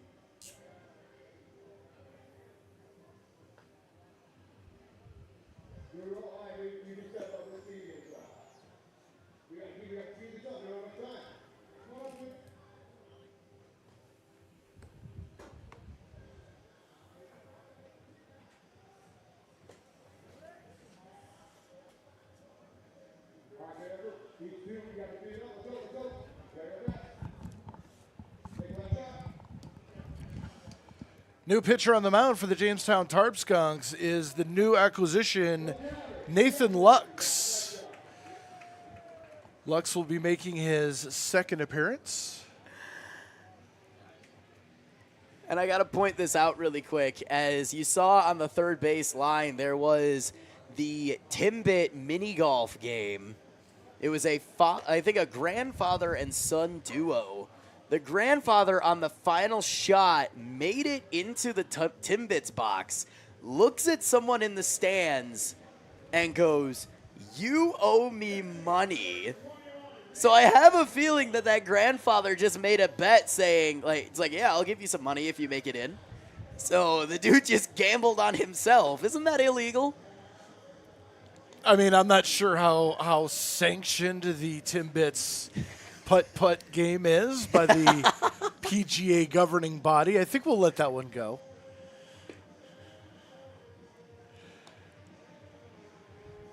As Nathan Lux will face Michael Soares, Jake Hollins, and Xavier Mann, 6, 7, 8, and Matty G will take you through the inning number 8. All right, here we go. Warm-ups are nearly done. You know, and I still got to say, they're still doing the Timbit promotion. We still don't have donuts up here. Yeah, I know.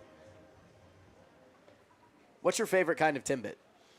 I like the birthday cake ones. Yeah. Yep. With the sprinkles. Those are my favorite. However, those are second in my book. It's a blueberry, I know. Yeah, the blueberry Timbits. Saw that one coming. Those are phenomenal.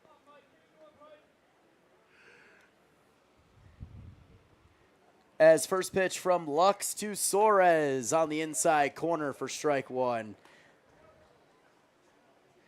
And Tyron bet $100 on the Americans to win today. It's a tight game as that pitch cut on and missed on the off speed. Soares way out on his front foot. Count quickly 0-2 in Lux's favor.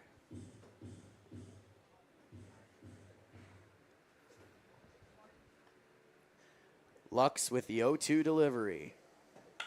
Lined into right field, going over is Stojanovic. He can't get there. That's going to roll all the way to the wall and will be extra bases. Soares around second. He will hold there, and it is a leadoff double for Michael Soares going the opposite direction. That's a good piece of hitting by Soares. Seeing the ball coming inside, keeping his hands back, letting the ball get a little deeper in the zone before turning on it and driving it just out of Stoyanovic's reach. And that will bring up Jake Hollins. Hollins has seen the base path and scored twice. Seen the base path all 3 times he's been up to bat. First pitch from Lux. Into left center field, going over is Harpalani, and he will make the grab, but will slip. Luckily, Soares didn't have the angle to advance, especially considering that Harpalani was so close to third base. But it was honestly smart for Harpalani to take that ball, as he would have the angle to third base should Soares have tried to advance. I'm starting to wonder, you know, with the light drizzle and everything, that outfield's getting slick. I wonder if Harpalani's wearing his metal spikes. First pitch to Xavier Mann outside for ball 1. Mann has also seen the base path all 3 times he's been up. 3 for 3 on the day, 3 singles. The 1-0. Curveball outside, 2-0.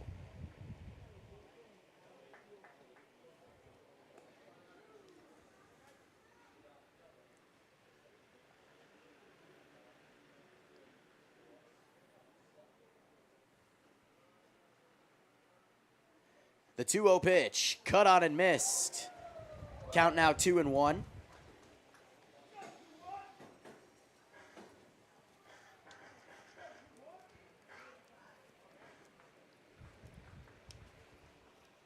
Lux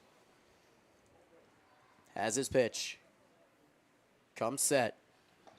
Checks Suarez at second. The 2-1 delivery. Cut on and missed again. Count now 2-2. I'm still trying to figure out Nathan Lux's book. It's his second appearance. First appearance was against Elmira in the 14-2 loss. We only got to see him for an inning. It's that pitch off speed in the dirt, and man has worked the count full. What do you mean by his book?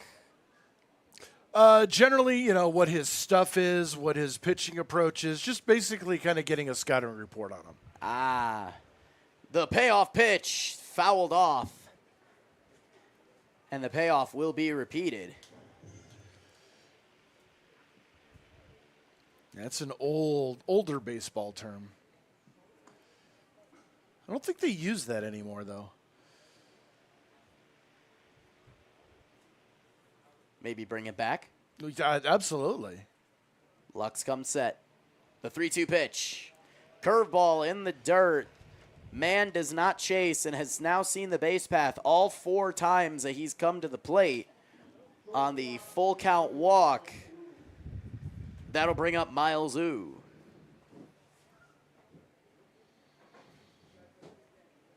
For Ooh, he's walked and flown out twice.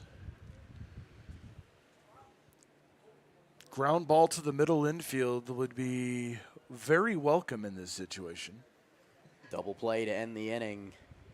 Bring the Tarp Skunks into the dugout to try and get that 1 run back. Maybe get 2 to take the lead again. First pitch from Lux to Miles Ooh. Ground ball up the middle, but that's going to get through for a base hit. Seeing eye single. Harpalani with a throw. Stopped by Noah Brooks.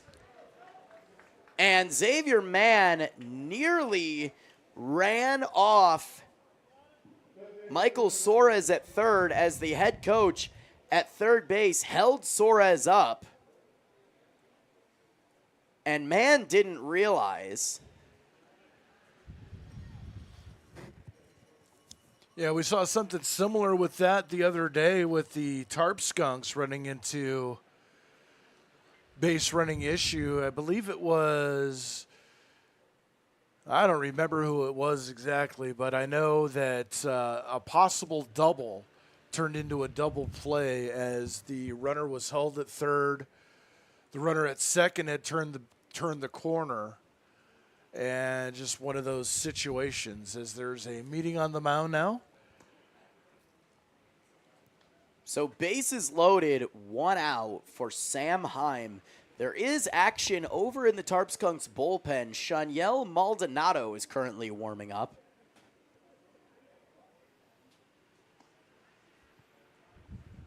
As Nathan Lux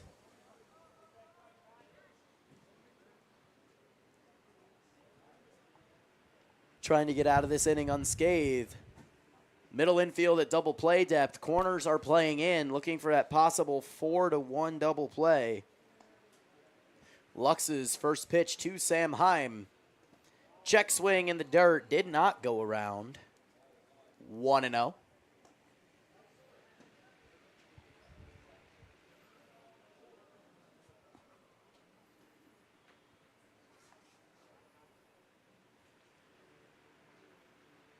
Lux, the wind up and fire. Ground ball up the middle. That could be 2, but it's off of Sebastianelli's glove. Good backup by Matranga to go and get it as he couldn't field that ground ball cleanly. The ground ball bounced awkwardly off of his wrist and up his arm.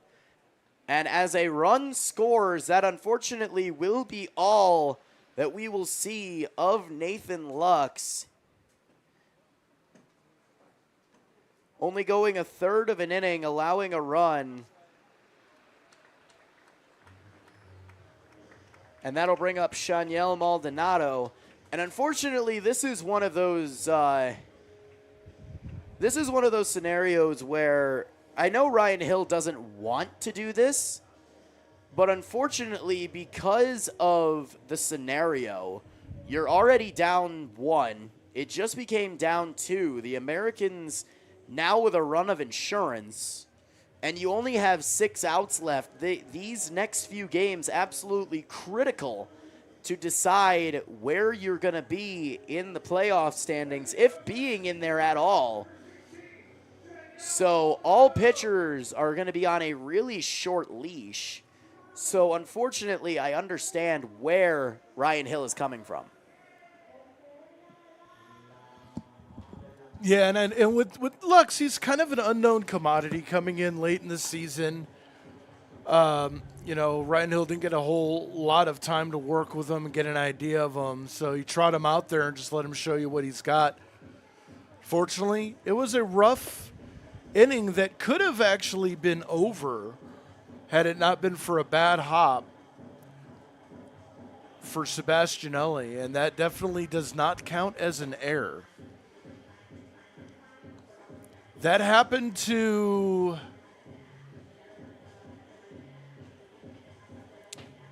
who was it? I want to say it was Auburn when they were here to walk it off, a bad hop at second. So not unheard of for ball to hit something in the infield and ride up the infielder's arm. Again, another one of those things that you need to look at if you're playing on a grass and dirt field. You never know what size rocks might be sitting in the infield, might be hiding in the red dirt. Red, brown, maroon. As long as it ain't Georgia clay. That's the worst. Yeah. And I got to say, hot take, but I think Shaniel Maldonado has the best walk-up song on the team. I wasn't even paying attention to it. Oh, I was. If anyone in the chat could hear it, could agree or disagree with me, one of those Hispanic songs that you can't help but dance to. So with the bases loaded and 1 out, Shaniel Maldonado will take over, and he will face the top of the order and Dominic Mariani. Shaniel's first pitch, curveball in the zone for strike 1. So we got Xavier Mann on third, Miles Ooh on second, Sam Heim on first. With 1 away, Skunks looking for a double play to end this inning. The 0-1 pitch, high for ball 1-1.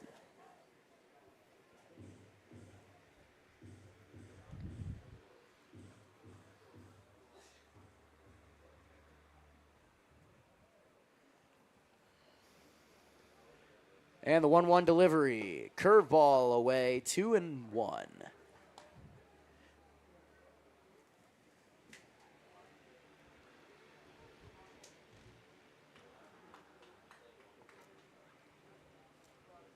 Mariani stands in. The 2-1 pitch from Maldonado. Pop foul and over the Americans bullpen into the Surfeit Club. There's a souvenir for a lucky doggo here at Bark in the Park night.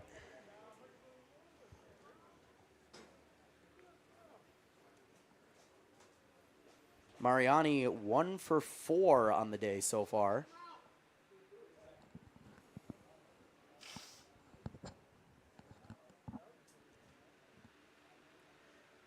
And the 2-2 pitch is just off the inside corner of the plate.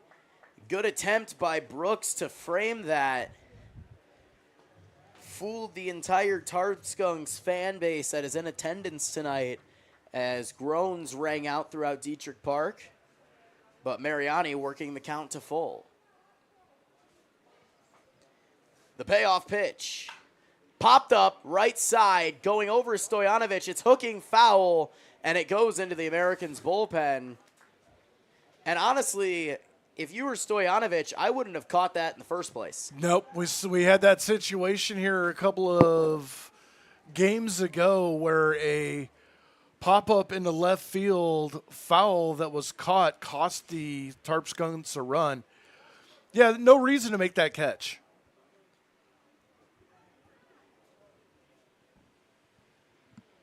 Maldonado has his pitch. The windup, 3-2. Call! Strike 3. Mariani thought it was ball 4. It already tossed the bat to the dugout. But Mariani caught the 3 train to Nopesville. And he is back to the dugout. Now there are 2 away. Still with the bases loaded for Hunter von Zelowitz. Von Zelowitz has been up 4 times so far today with only 1 official at bat. Struck out looking back in the first inning. Since then has walked, been hit by a pitch, and walked. First pitch on the outside corner for strike 1.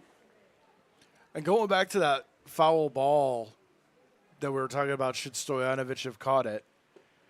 And I can understand that there are going to be people out there that are going to say, well, you know, you take the out where you can get it. In a situation when you're down 2 late in the ball game, you don't want to give them extra runs, especially if it's not a base hit, if it's not a fair ball. 1-1 pitch, cut on and missed. Count now 1-2. So Maldonado digging in. 1-2, 2 out, bases loaded for Hunter von Zelowitz. Maldonado has his pitch. The 1-2. Fouled off and into the stands. And that's not to say that, you know, my approach or our opinion is the right one. It's just our strategy. It makes sense. Yeah, it's the way that we would operate. Obviously, there are different teams that would operate differently. The 1-2 again. Check swing. Weak ground ball to second. Picked up by Matranga. Glove flip to first. Wow. Third out of the inning on a glove flip by Austin Matranga. And that will end the inning. 1 run on 3 hits. Bases left loaded. We go to the bottom of the 8th inning. The score now 6-4 Niagara.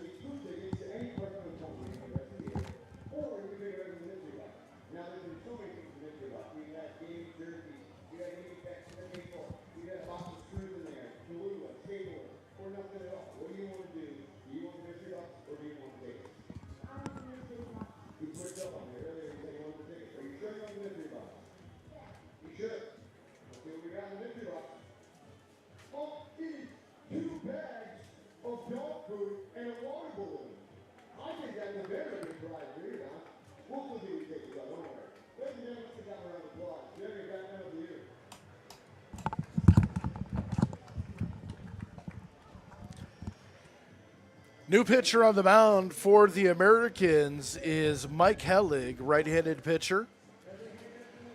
6 foot, 190 pounds, senior out of Buffalo, New York. Attending Brockport, began his college career at St. John Fisher before transferring. 4-1 in 9 appearances with 1 game started in a 5.16 ERA for the Golden Eagles. So he will come in and face Brendan McLean Banks, Nigel Sebastianelli, and Austin Matranga. 10-1-2 here in the bottom of the 8th inning. And coming in to tell you about it as the rain starts falling, it's Matty G. All right, Mr. Guinness. So we head to the bottom of the 8th inning, and we are going to apologize now for the pitcher on the mound. I just checked in with Carson on the other side. The pronunciation is Mike Heilig. So, you know, some names we're bound to get wrong. And Richard, I see your notion in the chat. I realize it's heading our way soon. It's really already here. The raindrops aren't big, but there are a lot of them. My concern is that after the 8th inning, the umpires might just pull the plug on this whole thing. So we are ready to go here in the bottom of the 8th. Tarp Skunks down 2. And that's going to bring up Brandon McLean Banks. McLean Banks, unfortunately 0 for 2 on the day so far. Currently has struck out swinging twice. His first pitch from Heilig. Ground ball, weak chopper up the middle, over the head of Heilig. Couldn't be barehanded by Miles Ooh. And it is an infield single for Brandon McLean Banks on the first pitch. That is a pitcher's nightmare. A ball that is going over the mound. As the pitcher, it's dangerous to try to go after that thing.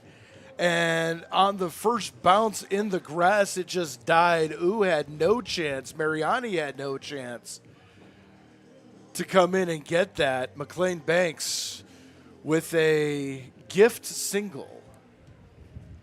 So that'll bring up Nigel Sebastianelli to face Mike Heilig.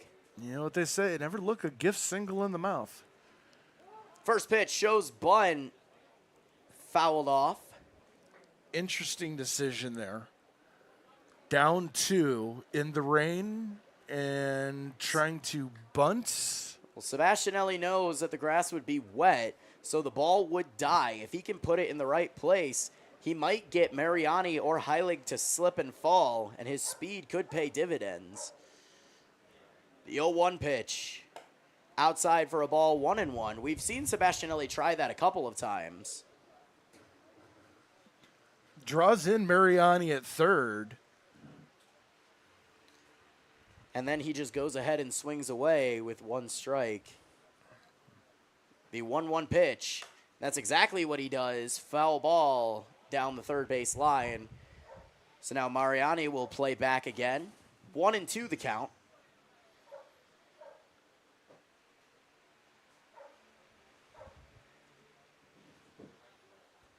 So 1-2, no out. McLean Banks off first. Heilig, come set. The delivery. Weak ground ball to third, that could be 2. To second for 1, to first, no throw. McLean Banks breaking up the double play.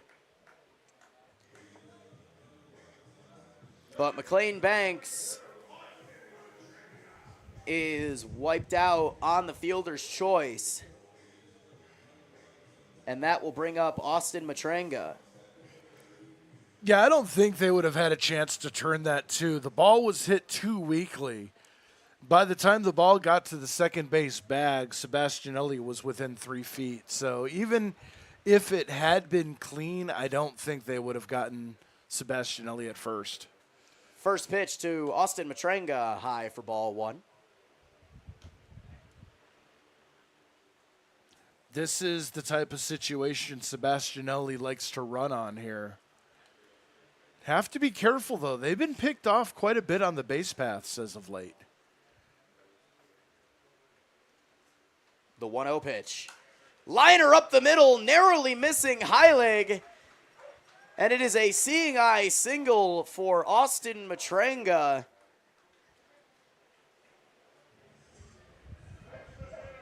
And now there are 2 aboard with 1 away for Henry Juwan. And this is where the heavy lumber starts to come in. Juwan staying, Jones due up. This rain is expected to stop somewhere within the next half hour. However, it is supposed to start up again about an hour later. Juwan's first pitch from Heilig. Off speed over the heart of the plate for strike 1. This is why we can't have Temu quality things. Day starts off nice and bright, sunny, warm. Looks like it's going to be a good one, and then rain. The 0-1. Check swing. Did he go? The answer is no. 1-1 the count, and Dre is going to disapprove of the option to appeal.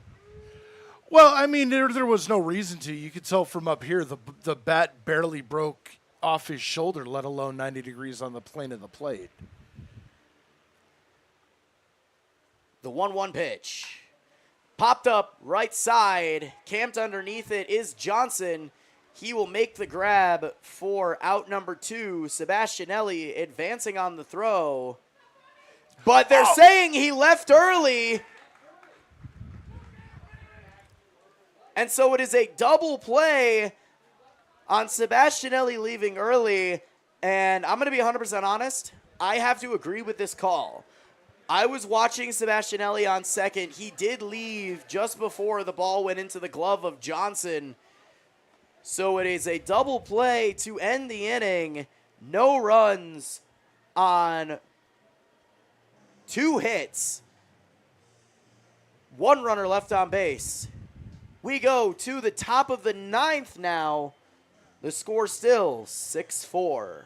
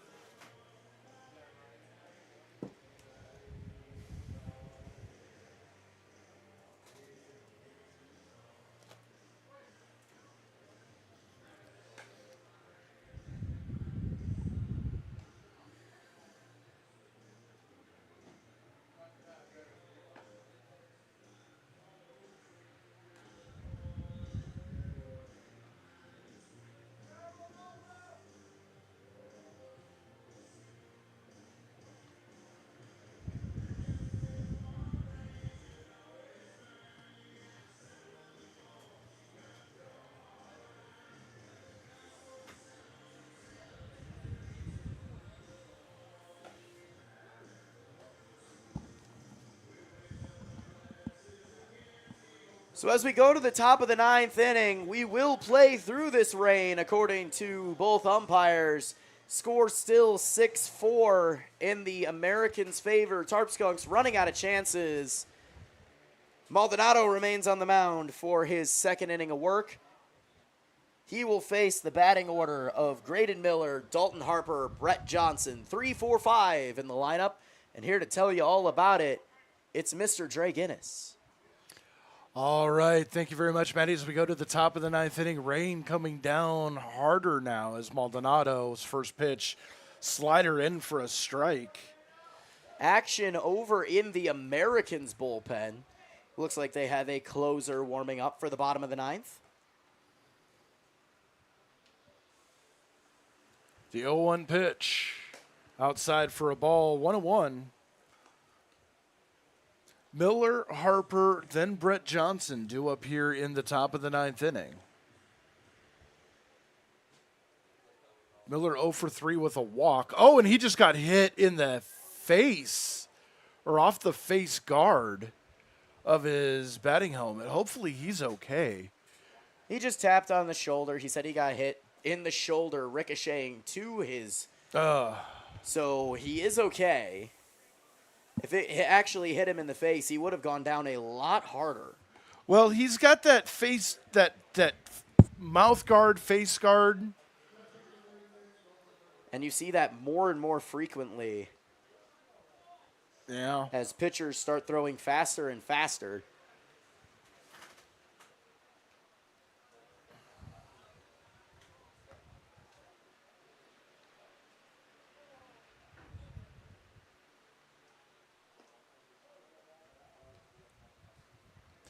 So stepping up with a runner on is Dalton Harper, and that ball hit him.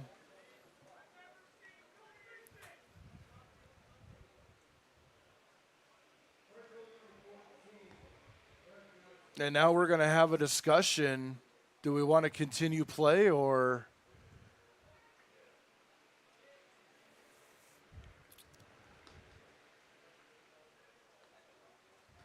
as they run a towel out to Maldonado. Now that rain definitely having an effect now.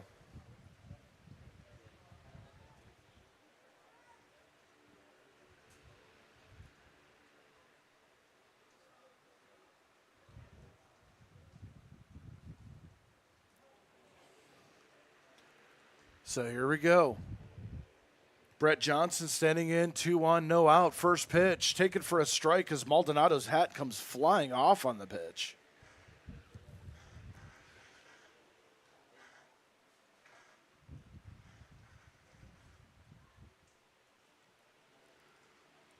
Owen won the count. And the pitch. I just missed somewhere for a ball, 1-1.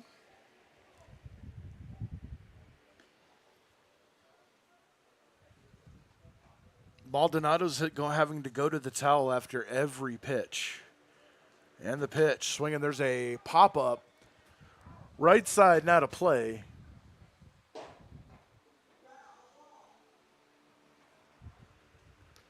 Narrowly avoided a nest of eagles. Regular eagles or bald eagles? Regular. Bald eagles are West Coast only.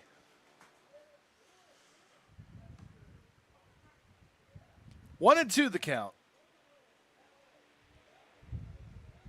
And the pitch. Runner goes. Swinging. There's a drive into left center field. That one's hanging up there.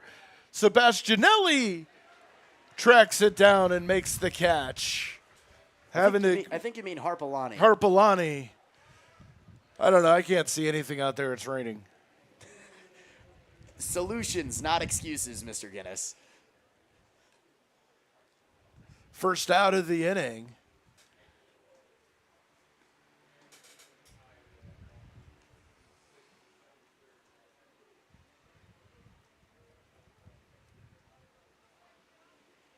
Yeah, I should know better. Sebastianelli's about 4 or 5 inches taller than Harpalani, but it's one of those things. So Maldonado kicks and throws, and the first pitch to Michael Soros is taken for a strike. 0-1 the count.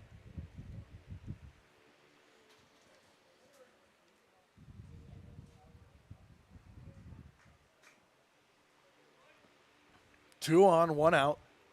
And the pitch. Swinging, there's a foul. Off and out of play. 0-2 the count now. So ever since Maldonado got the towel, his control has gotten much better. The rain definitely affecting his grip on the baseball.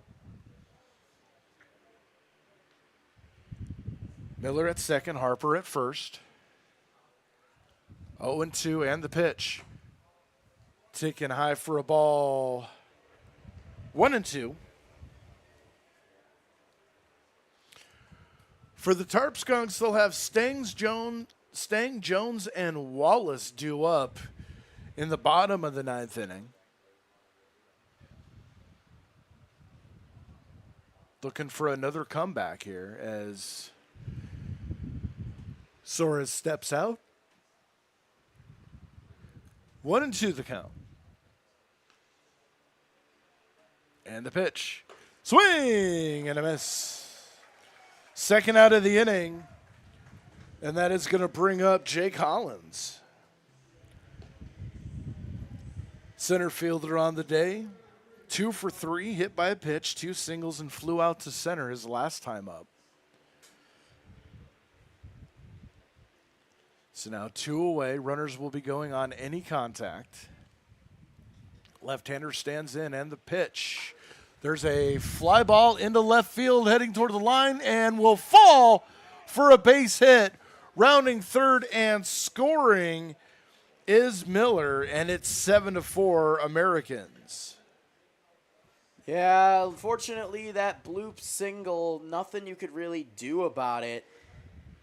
It's one of those, he hit it where they ain't. All you can really do is tip the cap to him, but unfortunately, in a very crucial situation, as the Skunks are now down 3, and the number of runs that they need just to tie the game is the same as the number of outs that they have left.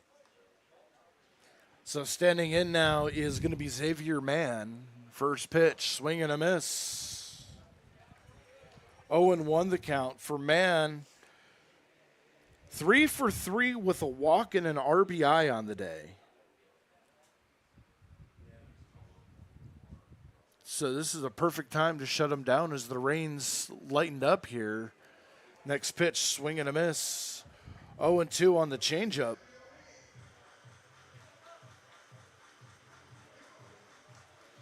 So a brief break in the weather. And the 0-2 pitch. Got him.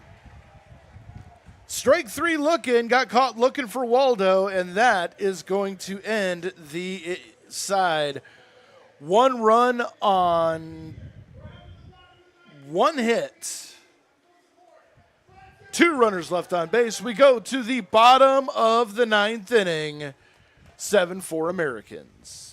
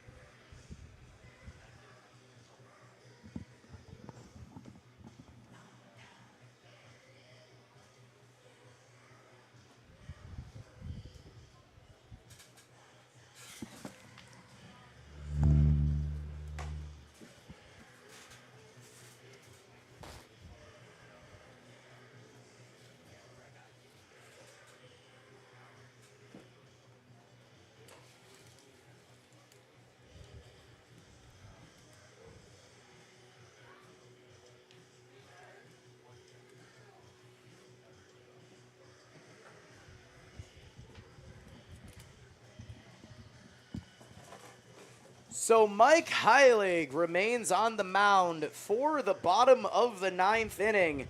Tarp Skunks in a 3-and-a-handshake scenario. As we take a look at the stat line for each team, for the Americans, 7 runs, 12 hits, no errors. Scoring a run in the first, a run in the second, 3 runs in the 6th, a run in the 8th, and a run in the 9th. For the Skunks, 4 runs on 12 hits, no errors. All 4 runs coming in the 4th inning. So it's 3 to tie, 4 to win here in the top of the 9th inning. As Mr. Guinness begins to put on his rally cap, the batting order will be Bobby Stang, Kobe Jones, Aiden Wallace, the heart of the order. And here to tell you all about it as Heilig steps up to the mound, it's Dre Guinness. All right, thank you very much, Matty. Bobby Stang stands in and takes the first pitch for a strike. 0-1 for Stang. 2 for 3 on the day. 2 singles, a run scored, flew out to center. And the pitch off the outside for a ball, 1-1. Jones, Wallace due up after Stang. And the 1-1 pitch. Swinging, there's a little flare out to left field, but underneath it is Mann and puts it away for the first out of the 9th. 1 away, and that is going to bring up the left fielder, Kobe Jones.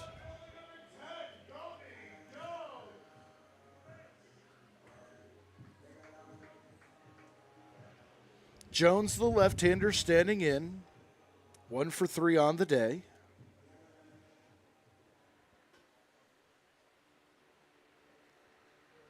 As Heilig kicks and throws, and the pitch outside for a ball, 1-0.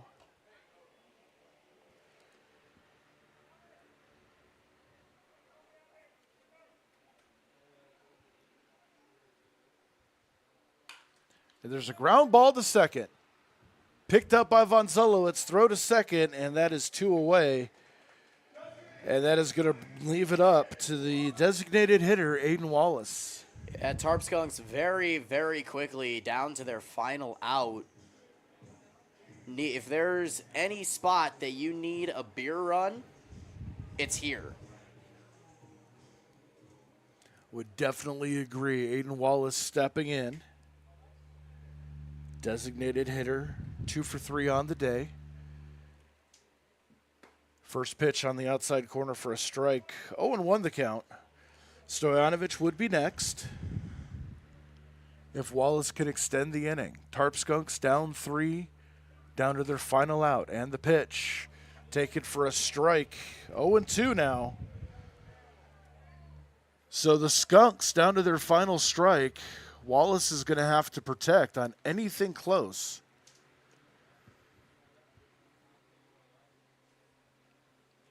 And the 0-2 pitch. Grounded to short. That could do it. Ooh has it. Throw on to first. And the ball game is over. As the Americans walk away with a 7-4 win here at Diethrick Park, they will improve their record to 10-21 overall. Jamestown dropping to 15-17. Yeah, it was a hard-fought game on both sides, but really the bats were hit and miss the entire day. Obviously, you had that 4-run rally in the 4th inning, but that was all that you had. You need to have more than one of those in a game, or just do what the Americans did all game. A run here, a run there, a run here, a run there. Just skip out, just chip away, like inning by inning. 1 run is a good inning. The 3-4 run innings are great, but you can't have one of those in a game and have the rest of the board be zeros for you to be a successful ball club. Yeah, and it also, it's just one of those situations where they get streaky and then they get cold. They get streaky, they get cold, and so, they hit the cold button. Well, fortunately for them, they will get another shot as they take on Niagara Falls at Niagara on Tuesday. And then back home here against Batavia on Wednesday. It's time to take a look at the most valuable skunk of the game. And here to lead that off is going to be Matty G. All right, so I got to choose between everybody. And you know what? I'm going to go with the starting pitcher today, Peyton Ahlstrom. And here's my reasoning. He pitched today a season-high 5 1/3 plus innings. Unfortunately, he did end up leaving the game in the 6th with the bases loaded, and all 3 runs came in to score off of Ben Burdine. But the way he came in going into the 6th, 5 innings of 2-run ball, with his pitching style is nothing to sneeze at all. Obviously, everyone is going to be looking for who's the fastest pitcher, who does the most, who has the highest miles per hour. Peyton Ahlstrom is a methodical pitcher. He does his work. He has a ton of options in his arsenal, and he uses them to his advantage very well, proving that tonight, going 5 1/3 and having a season high with the longest outing he has had this season. So I'm going to go with Peyton Ahlstrom today. I'm going to go with Aiden Wallace.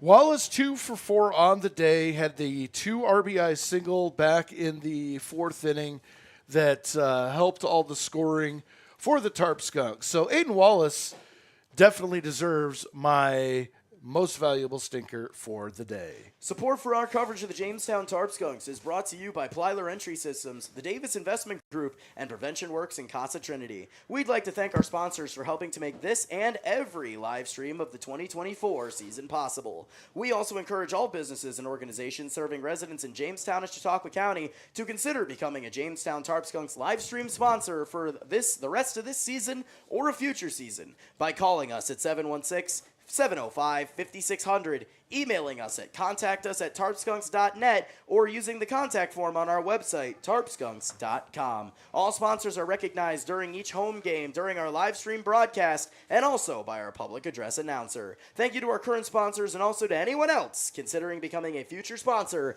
of Jamestown Tarp Skunks Baseball. Don't forget about our upcoming home games. You're running out of chances to come and see a Jamestown Tarp Skunks regular season home game. Our next one will be this coming Wednesday when the Batavia Muck Dogs come to town. So, in the meantime, we will say goodbye for now. It is Matty G alongside Mr. Dre Guinness saying, Good night, everybody.